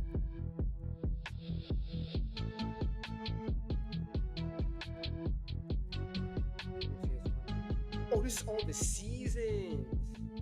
Okay, this is all the seasons. Okay, this is gonna be really quick.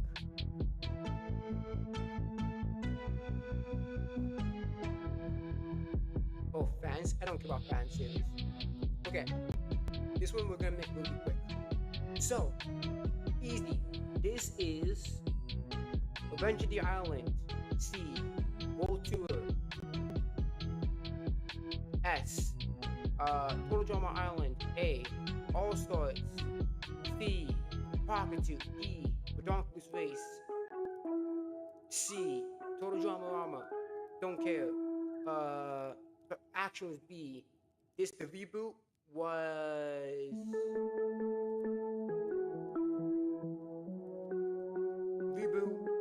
C. Again, World 2 is the best one. World 2 is the best one. Hands down. That's the actually I'll put Adventure on the boat on his face. Awesome. But yeah, this is it. That's my list right there. Quick list. Alright, I think that's it. Oh, I want must see the totally spies. Let me see. Fuck.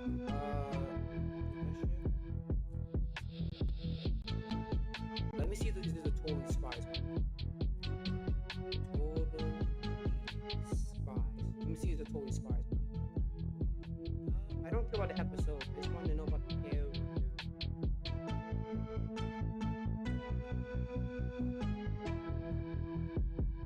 Let me see. I was fucking right. Yeah, there is another fucking totally spies chick. So let me see if I remember any of them. Oh my gosh, they look so familiar. Okay, so um I know the blue I know this chick right here. I know this old ass chick. So Sam, Alex, Clover was Mandy. Mandy the bitch. Martin, this is Martin Mystery if I remember correctly. This is Martin Mystery. I mean, they had a crossover too. Who was that fourth chick? Hold on. I know there was a fourth totally spot. I just don't know her fucking name. Jerry, that's the guy, that's the ball guy's name. It's Jerry. I don't know how to pronounce it. Yeah, Martin Mystery. That was also another show. Awesome. You guys don't know the shit. It's Canadian. You guys probably have never seen it. But we had main characters Clover, Sam, Alex. I know. Amazing Spies don't care. The Amazing Spies. It what? 8th season.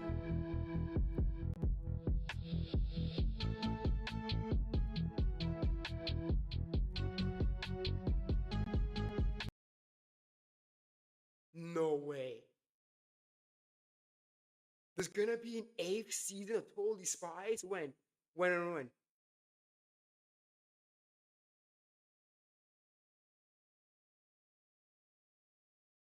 Fuck! That's how. Okay, come on, come on.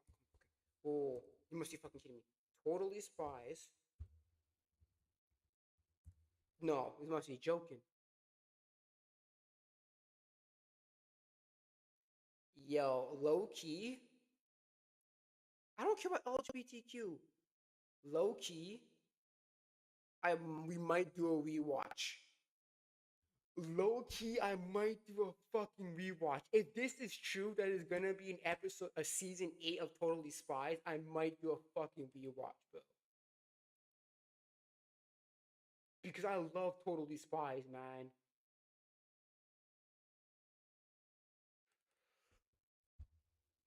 Oh, I'm so glad it's fucking. Yo, Jerry, I fucking love Jerry, bro. Fucking love Jerry.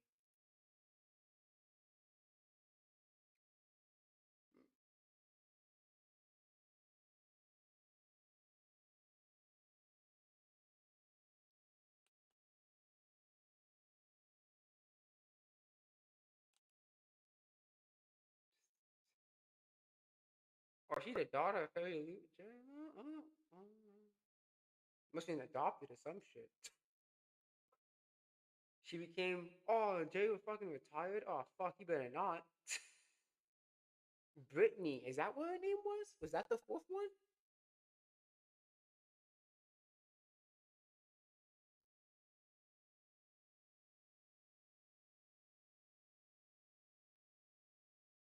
Blaine. Who's Blaine? Oh, that bitch boy. That's his. Fuck him. Okay, so what? Okay, so they are in the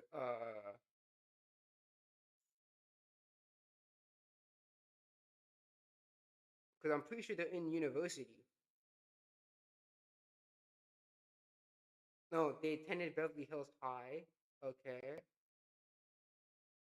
Okay, so they're high schoolers. Oh, okay, no. So they start off at high school, then they go into Malibu.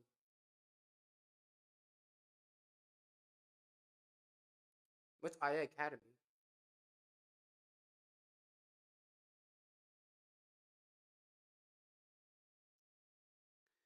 Oh, I did not know this. I know they go to. I didn't know they go to Singapore.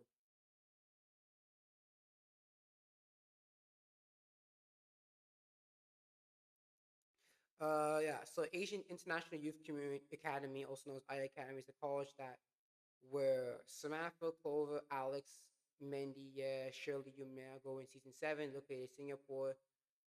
Sam, Clover, Alex, and Mandy used to attend Malibu University before transferring to Aya. Ah, yeah, 'cause I knew they were university students. I thought it was called Beverly Hills, but Beverly Hills was the high school name, and then it became they went to the Malibu.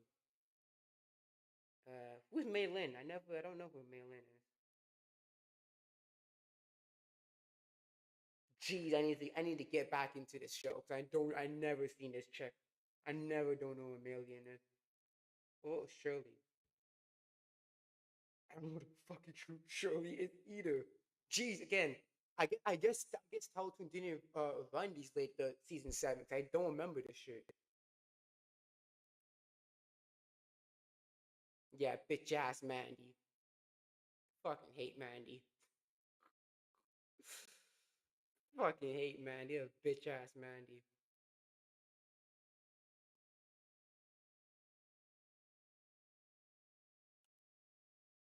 Clover, Clover, she the best one. In terms of overall, in terms of look, she's the best one. But in terms of personality, I fuck her Alec the best though.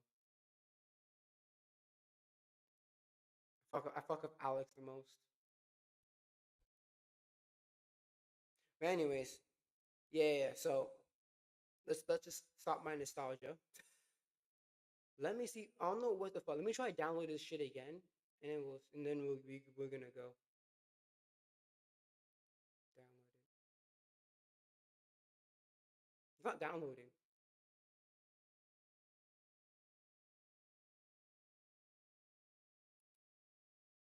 Is it here? Oh, let me try recent though.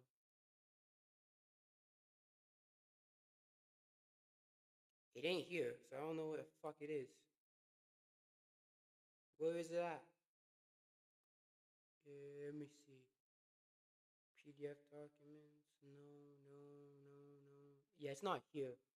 I'm probably gonna download it after the stream. Yeah, I'll just keep it open. I'll download it after the stream because it's not downloaded for some fucking reason. All right. Since we're done with that, since we're done with this my nostalgia trip, let's go on to some shit. Let's see here.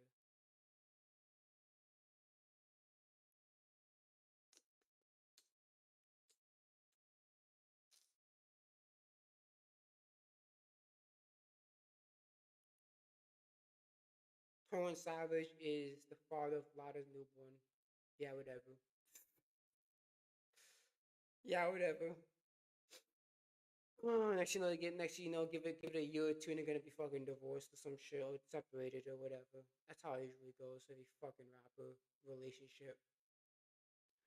Uh, so let me see.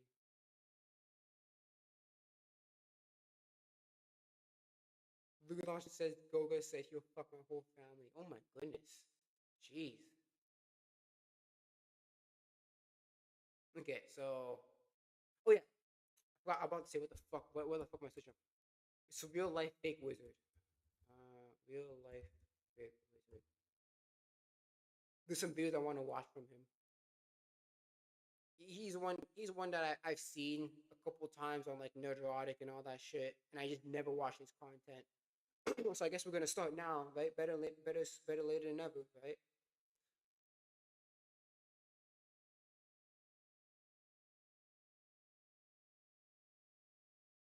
So all right, let's begin. Um, Hollywood hates superhero, make huge superhero shows. We're gonna do that. We're gonna do that one too. Um, in, in,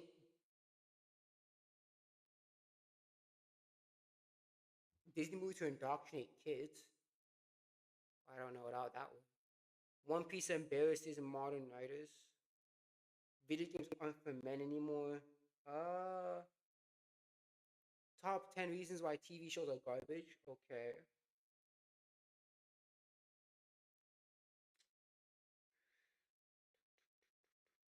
Bad writers murdered Star Trek. Okay. Okay, I remember one time I watched the first episode of Star Trek Academy, bro. Star Trek Starfleet Academy, and I dropped it. I couldn't, bro. It was 1 hour of nothing.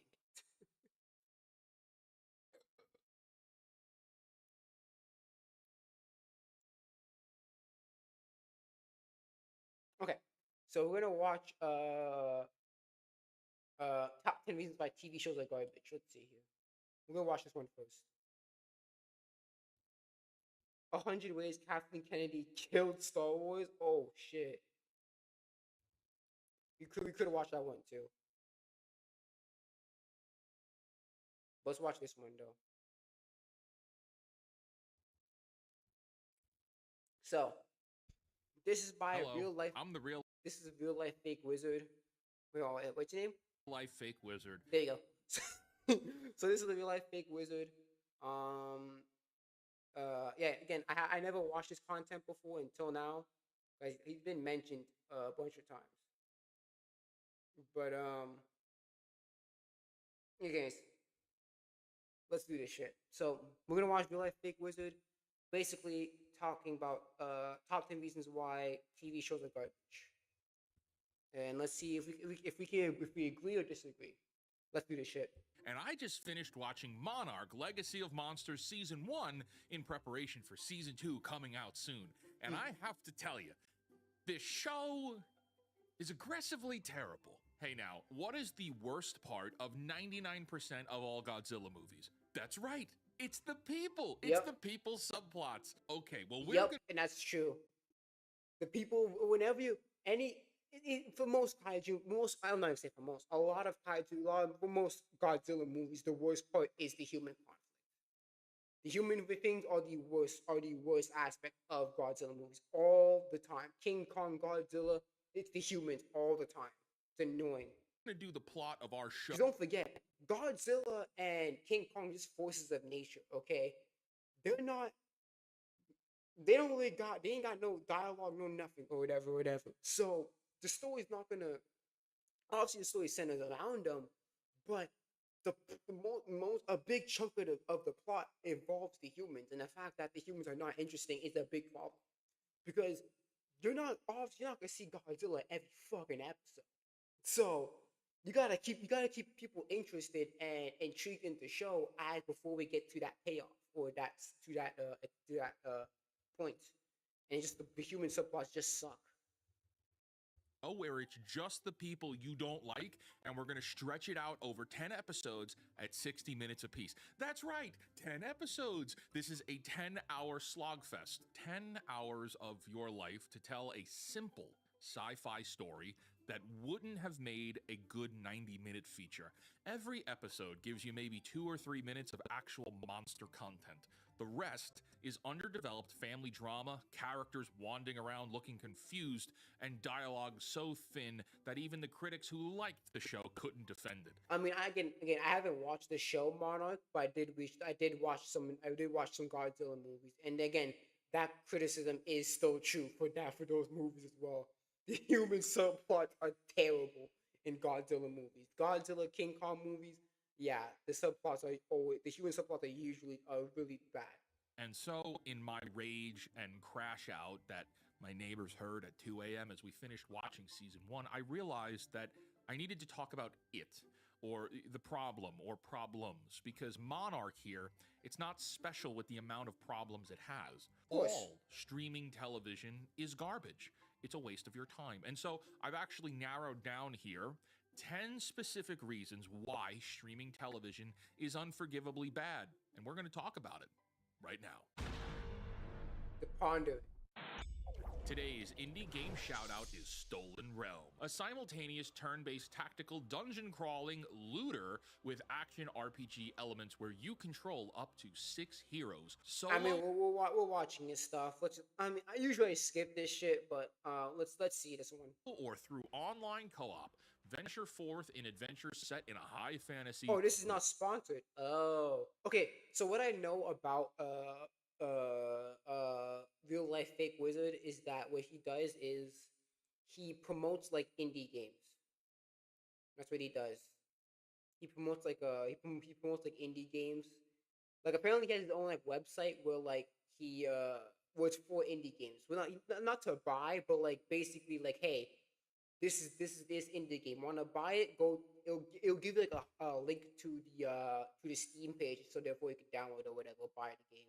So basically, his website is like an easy. It's like a promotion for indie games. So it's not sponsored, but it's a promotion for indie games. So Stolen Realm, playable on Steam. If you guys are interested in it, then let's hear Oh, shit out. Polyworld. To learn more about this and hundreds of other indie games, visit our free indie game discovery network, fakeportal.com, or scan the QR code on your screen. Now back to the video. Cool. Reason 1: Death of the episode. You know, television used to be built on episodes, complete, self contained stories that started, developed, and resolved within a single sitting. You could tune in to The X-Files on a Tuesday night, watch Mulder and Scully investigate a monster in a small town, and walk away feeling satisfied. It was a complete experience. You didn't need to have watched the previous 12 episodes. You didn't need to come back next week, though you likely wanted to because you had a good time now. That hour of your life was respected because the writers understood something fundamental. You gave them your evening. Well, And here's the thing. I don't really care about that. My thing is just carrying. Is also continuity and carrying a cohesive story. Yes, I understand that. Yeah, I do. I do agree that the death of episodic episodes is something that's becoming more common recently. So a lot of them are becoming having some serialization. A lot of them are doing that nowadays. But even back then, before even when it was more serialized, it was still good shit like Better Call Saul, Breaking Bad, The Wire, all those HBO old shows, right? Though even those shows when like you still needed the viewers to watch the previous episodes to understand what's going on, right? A character's dying or shit happening, but even then, they were still good shows. But yeah, I do understand the whole like episodic where it's a complete experience within one batch. It's a one within one episode. I understand that, but even ones that were like serialized, had a story and all that shit, they were still also good. they owed you a complete story, a whole story, a beginning, middle, and an end. And they owed it to you that night. Star Trek The Next Generation did this. The Twilight Zone did this. Seinfeld Oh did yeah, this. I'm in the Twilight Zone. I used to watch Twilight Zone back in high school, and yeah, Twilight Zone did this all the time. Even Goosebumps did this shit. Goosebumps did this shit too. So yeah. Even Each episode would be like a different monster. I remember one of them was like a sponge monster. It was like a sponge like beast or some shit. Remember that? serialized shows like Buffy the Vampire Slayer managed to have plenty of episodes that worked on their own while contributing to a larger arc. Yeah. Doctor Who used to do this right, and Hmm. there was a craft to it.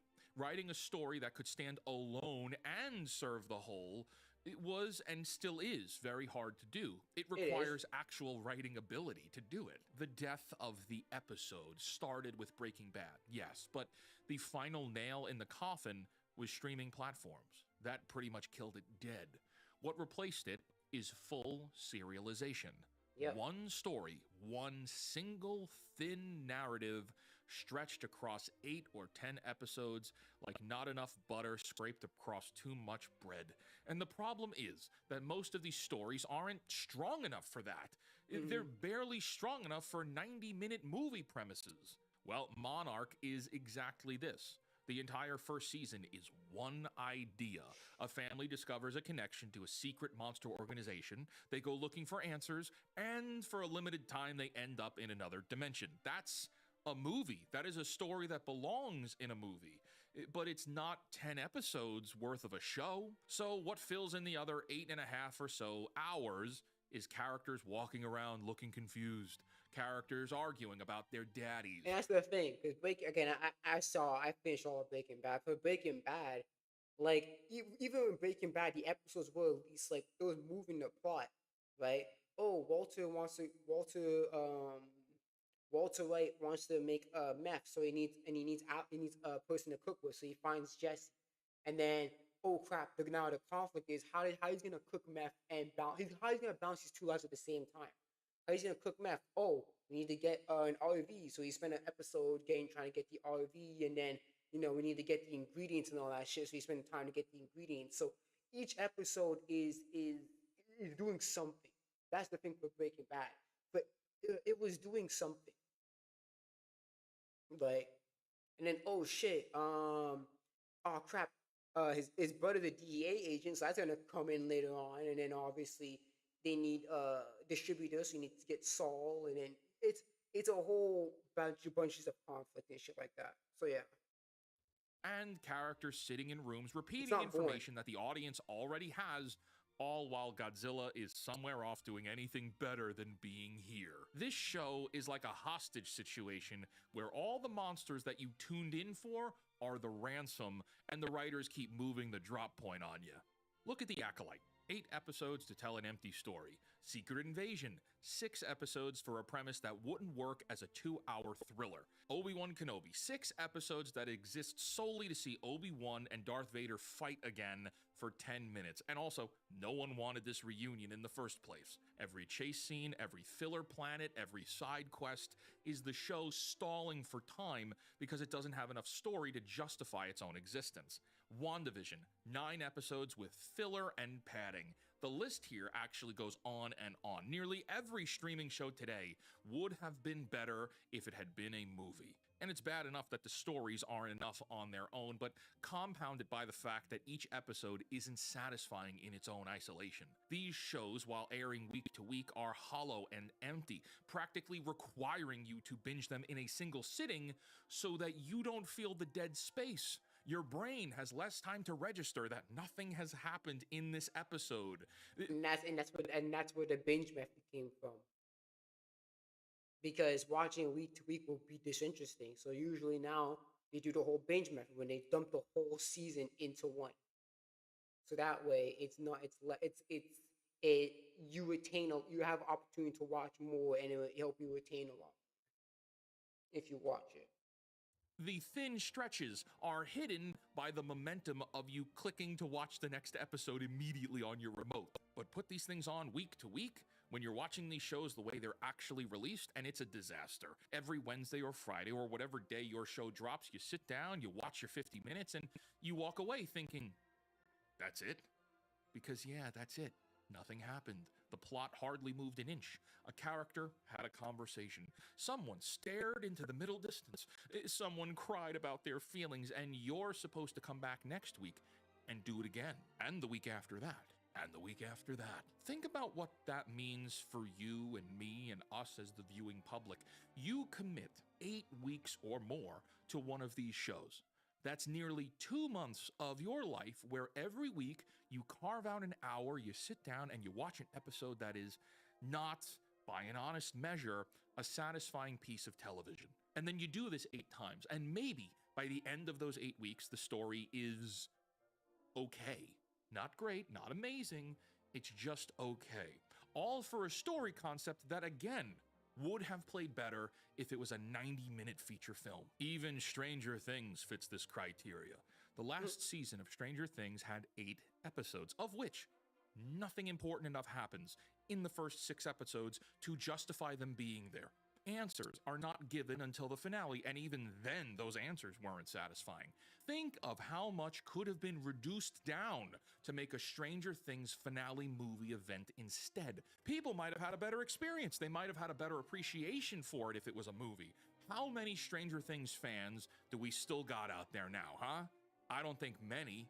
And that's barely scratching the surface on what really went wrong with Stranger Things. We'll talk about more as we get into this. Continuing on. Reason number 2, mystery box syndrome. When you can't write episodes that stand on their own because you can't write, you need a trick to keep the audience coming back every week.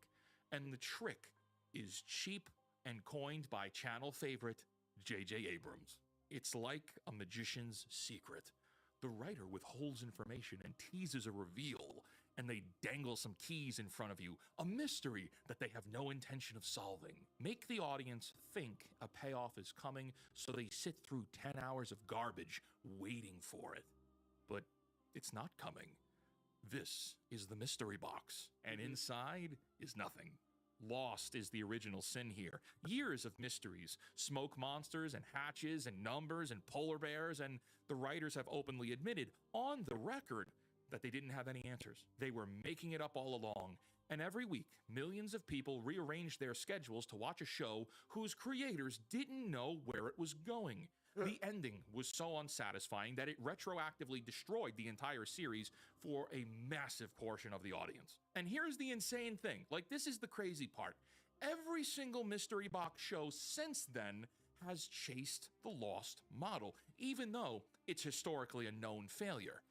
Creatives, writers, producers, people in Hollywood, all these creative people have watched this car crash and thought, yeah, let's do that again. Westworld Season 1 was a genuine puzzle with a genuine payoff. Many people called it great television. So, what did the showrunners do?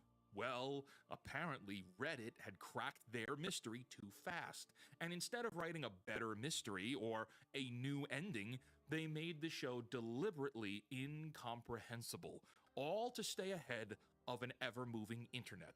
They Yeah, didn't I hate when people do that shit. It's like I hate when people do that shit when you solve a when your fans solve a mystery and then you try to basically trying to be like you're trying to act like you're one step ahead of them, so then you just switch up everything and trying to fuck it up. It's just like it's so dumb. I hate when people do that shit. It's like if they solve it, then good for them. Like what are you gonna do, bro? If the fans solved it, then just fucking continue. And that's the problem. That's the problem when you really start going into fan sites and all this shit. Because now you could be all panicky and wondering, oh shit, they figured it out too quickly. So you're trying to basically freaking M Night Shyamalan them and and then do a major plot twist. It's like, yeah, no, you guys are actually wrong the whole time. Yada yada yada, and then it derails your plan. So yeah, it's stupid. Don't do that, guys. Again, it's the thing with George R. Martin always says, bro. He, he says, yo, when people, he knows that people's trying to put theories into things, and obviously he knows that. But he says that, yo, you can either continue with it or you start panicking, you start changing into another direction. And apparently, I haven't watched Westworld, so I can't really say. But judging by what Real Life Wizard is talking about, it seems that Westworld went into the latter, where it tried to switch everything up just to be above, just trying to step step ahead of the audience. And for that, it derailed a lot of things that was set up. So write a smarter show, they wrote a more confusing one on purpose in order to beat out Reddit. And actually, this yeah. shines a massive light on another mystery box problem that we'll address further in a moment.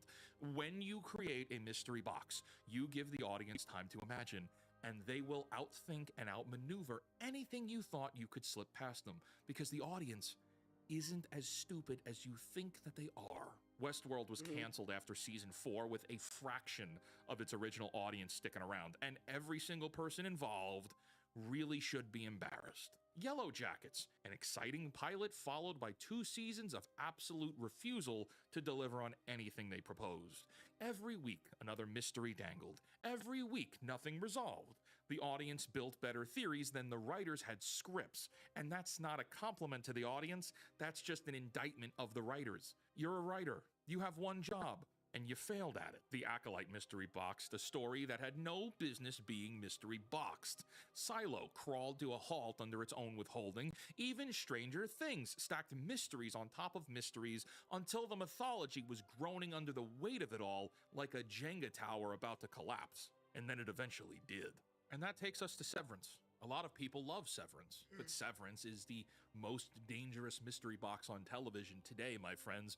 The premise is interesting. Season 1 was beloved by many. Season 2, a lot of people liked as well. And inside of all that goodwill, the writers have built an enormous tower of unanswered questions. Unless these writers are legitimate geniuses who mapped this entire thing out years in advance, and I mean legitimately mapped it out, not we have a general idea, then the mystery box in Severance is going to collapse. Just like in Lost, just like Westworld, just like every other show that played this game and failed. As I said earlier, there's a fundamental problem. The audience will always outright the writers. Always. Think of any movie, right? A movie controls its pacing. Sometimes you have 90 minutes, sometimes you have 2 hours, and the audience doesn't have time to speculate all the possibilities of solutions. They just have enough time to figure out what's going to happen by the end of the current scene. Mhm. But an 8-week series gives millions of people 8 weeks of downtime between setup and payoff. 8 weeks of Reddit threads and YouTube videos and forum posts. 8 weeks for the collective intelligence of the internet to generate every possible outcome. The writers had a few months in a room, maybe years, to map this all out. The crowd had 8 weeks with unlimited manpower and unlimited imagination. The reveal to your mystery box will almost always be a letdown because you gave the audience a chance to think about it. Firstly, because the math doesn't work out here, but secondly, the writers aren't actually smart enough or long-term thinking enough to plan this mystery all the way to the end. Every single show that relies on mystery box writing to get its next season is building its foundation on sand. Reason number 3, my feelings. Here we go, my friends. Oh, the no. plot is moving. The stakes are elevating. Something is actually happening for once, and we have momentum, and then everything stops dead because someone needs to sit down and tell you how they feel. I call this phenomenon What? my feelings, when the plot is hijacked by terrible writers to have characters vent about how they feel right now. Like Will? It's like Will in the late in like Will in Stranger Things. That's the most obvious example, most popular example is the Will from Stranger Things, where like Will's about to fucking end all this dimension break, and you're spending time talking about how you gay. My nigga, that's not the time for that. That ain't the time for that, man. It is the single most infuriating and most insulting trend in modern streaming television. We find this often in streaming show finales. Where Yeah. there are about 45 minutes left to credits and there are still 100 unanswered questions. Time is of the essence, but don't worry. We need to sit on a log and talk about how everything is making us feel. I usually start yelling at the screen at this point.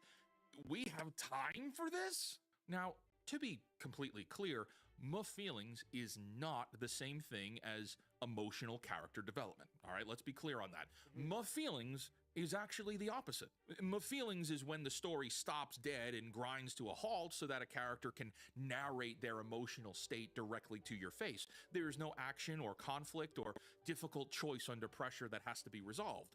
These are terribly written scenes where two characters sit across from each other and one of them says, essentially, let me explain to you how I'm feeling right now. I'm sad. I'm angry. I regret the past. There are issues that I have that are unresolved.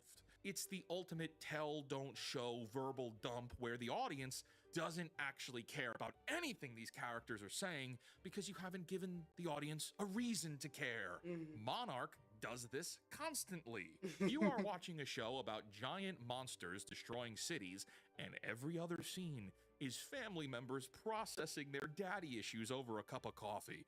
There is a 300-foot radioactive lizard somewhere off screen being very patient while these people have a group therapy session. The Witcher was built on this.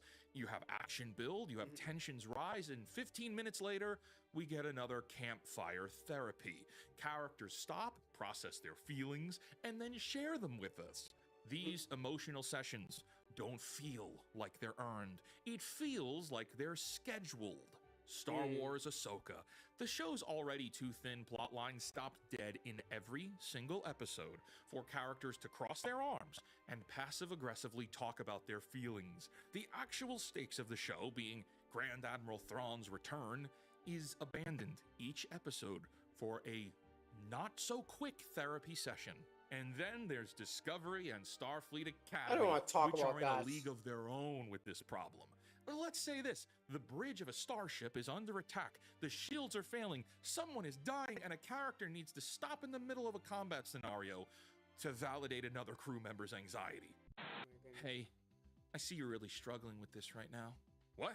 Can't Yeah, believe- I I struggling. think I ate my when I saw that shit, I think I ate my calm badge. That's how you know. These niggas from Starfleet Academy can get anything. They have no standards, bro. I think I ate my calm badge. What, did you eat it or not? It's like, well, what do you mean you think? Yo, man. Oh my goodness.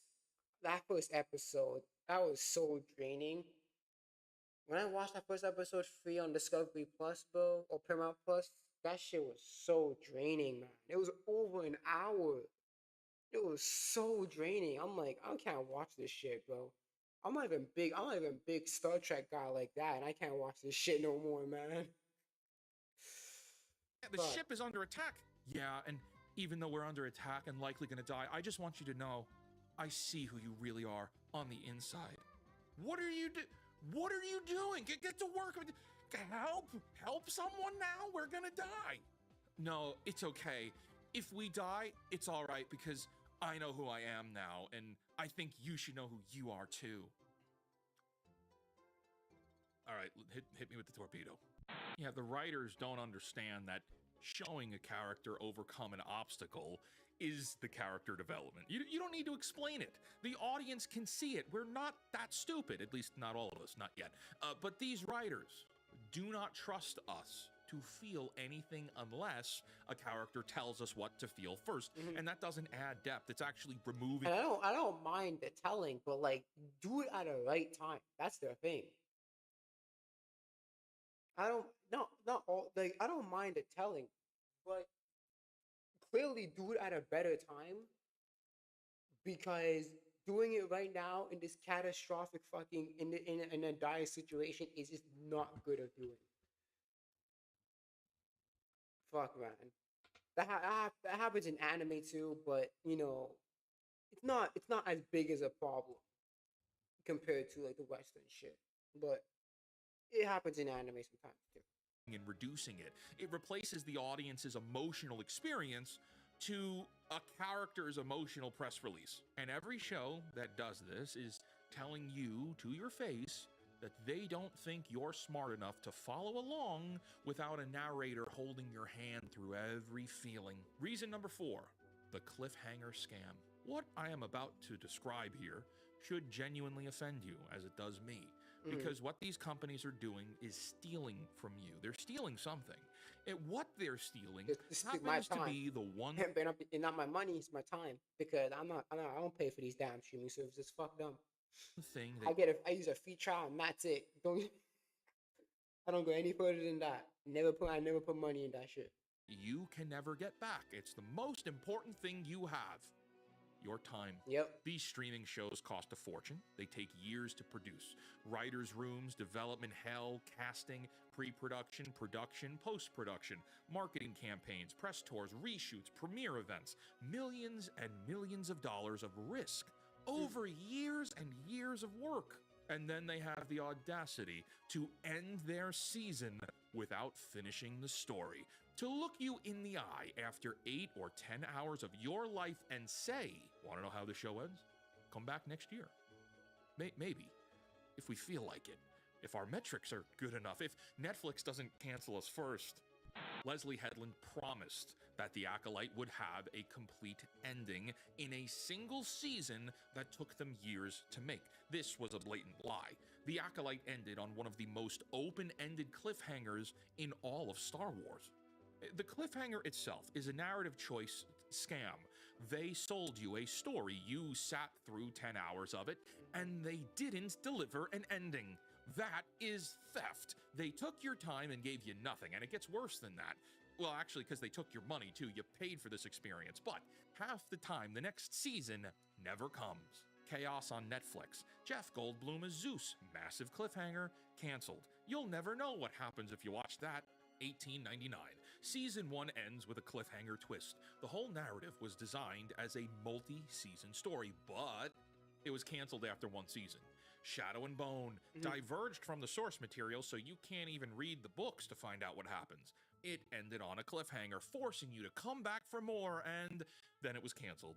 Warrior Nun. 2 seasons, massive cliffhanger, canceled. The Santa Clarita Diet. 3 seasons with a growing audience. Season 3 had a huge cliffhanger, and it was canceled. Every show that ends without a proper conclusion wasted your time.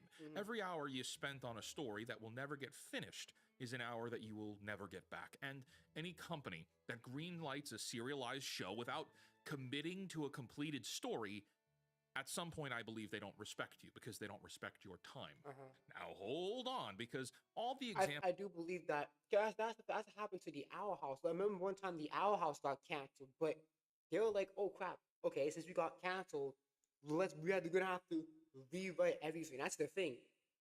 That's a difference because when they found out they got canceled, they were like, "Oh shit, we're gonna have to let's rewrite a bit of this before we release. Let's rewrite a bit of this, rewrite a bit of this."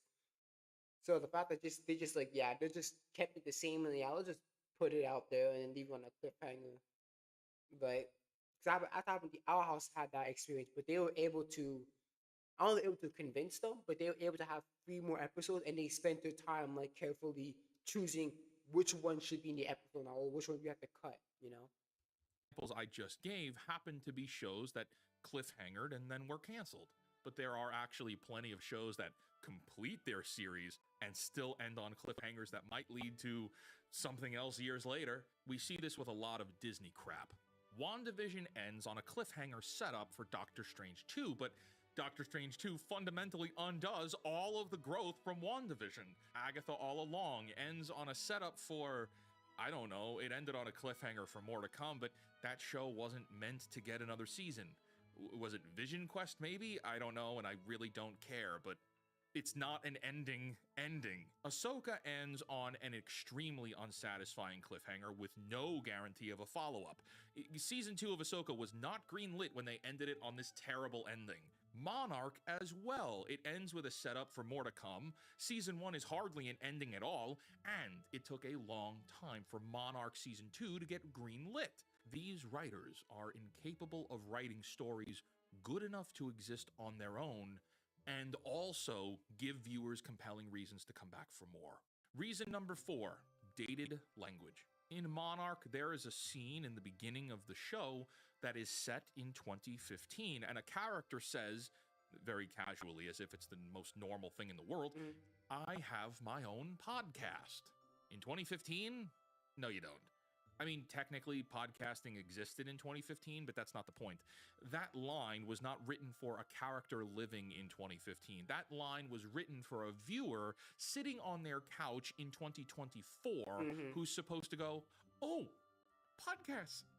I know what podcasts are. Yeah, it's basically you're not matching the language to the term. Like you're not gonna have some medieval guy saying swag. That's not happening. You're not gonna see a modern show saying shout out thou unless it's a joke or some shit. Nobody's gonna say that. It's a wink nod. The writers break the fourth wall to let you know they're aware of what year you live in, and it fails every single time. Specifically, it fails on 3 different levels. Firstly, it fails the fictional world because Yeah. the reference doesn't fit the time period well enough. It fails the viewer watching today because it shatters any immersion you might have had by reminding you that a writer exists behind the script, winking at you like a used car salesman. And 3, and this is the part nobody talks about enough, it fails every future viewer who watches this show after the cultural moment has passed. For instance, in That's 2052, true because you're doing a contemporary reference. So if you're watching a show, if you say, "Hey, I'm swag," in like fucking in like 2140, not 2044, but if you're like in 2030 and you watch an old show and they say swag, you're like, the fucking what? The fucking what? Like you get confused. That's the thing. It's not you're not making it a timeless thing because you're incorporating the modern lingo at the time of writing that show. That modern lingo is there, which is just not good. And again, it does break immersion because you're not gonna you don't expect for people from that world to say something like that. I have my own podcast will likely mean as much to a new viewer as I have my own MySpace page. Do you see what I mean? It's a reference with an expiration date, and by including it, the writers have guaranteed that this moment will feel dated and stupid to every audience that watches it beyond a narrow window of about usually 3 years. Some examples are Willow on Disney Plus. You remember that? Did you catch it? It's not available anymore, but this was a fantasy series set in a medieval world. Characters speak, unfortunately, like it's 2022 and they're California teenagers. That sucks. What's the deal with this guy? The original 1988 film still feels timeless. The series, which is no longer available to be seen, feels like it was written by someone who just closed TikTok and thought their group chat was Tolkien. How about She-Hulk? Filled with internet culture, memes, dating apps, and all injected into a superhero legal drama to feel relatable. By 2024, only 2 years after release, those references are already extraordinarily stale. Rings of Power tries to split the Well, difference here. a freaking Megan Thee Stallion in her twerking. Oh my goodness, man. Because Megan Thee Stallion was popular when Megan Thee Stallion was mainstream when She-Hulk came out, and then now she's just back in obscurity. So just like, okay, who the fuck is this? Oh yeah, her. It's not modern, but it's not period. It's entirely faked and lands in what critics called corporate fantasy, an entire uncanny valley of language where nothing sounds real. Or are you a castaway, grasping for a handhold in a tempest? There is a tempest in me.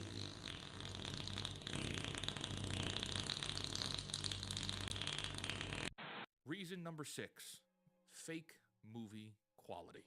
This is a difficult point to describe, but it's definitely one you can see with your own eyes, because shows today have the ability to look impressive. When they want to try, right? I'll give them that. But it doesn't matter. And it could look incredible, but looks can be deceiving, and they usually are. The scripts are so thin and so hollow, so aggressively mediocre, that the gorgeous visuals basically become insulting. You can see where every dollar went, and none of those dollars went to the writing. Apple and Disney and Paramount and Warner Brothers' unlimited budgets produce the most beautiful screensavers on your television.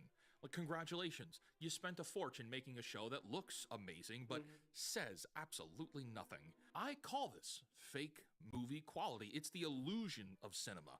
These shows desperately want to be movies. There's epic scopes, sweeping landscapes, big orchestral scores. I mean, the soundtracks on some of these shows is incredible. Every Star Wars, Marvel, and franchise show on Disney Plus tries its hardest to appear as if it's a movie. They all look like movie quality, at least until the budget runs out, and then there is an unlimited supply of weak stories to back up these expensive visuals. We look at something like Halo. The budget was poured into environments and action sequences, but the writing is completely disconnected from the source material and wasteful. The fans debated what a Halo show would be for years and years, and what we got was anything but exciting. Stranger Things spares no expense making sure the world looks authentic.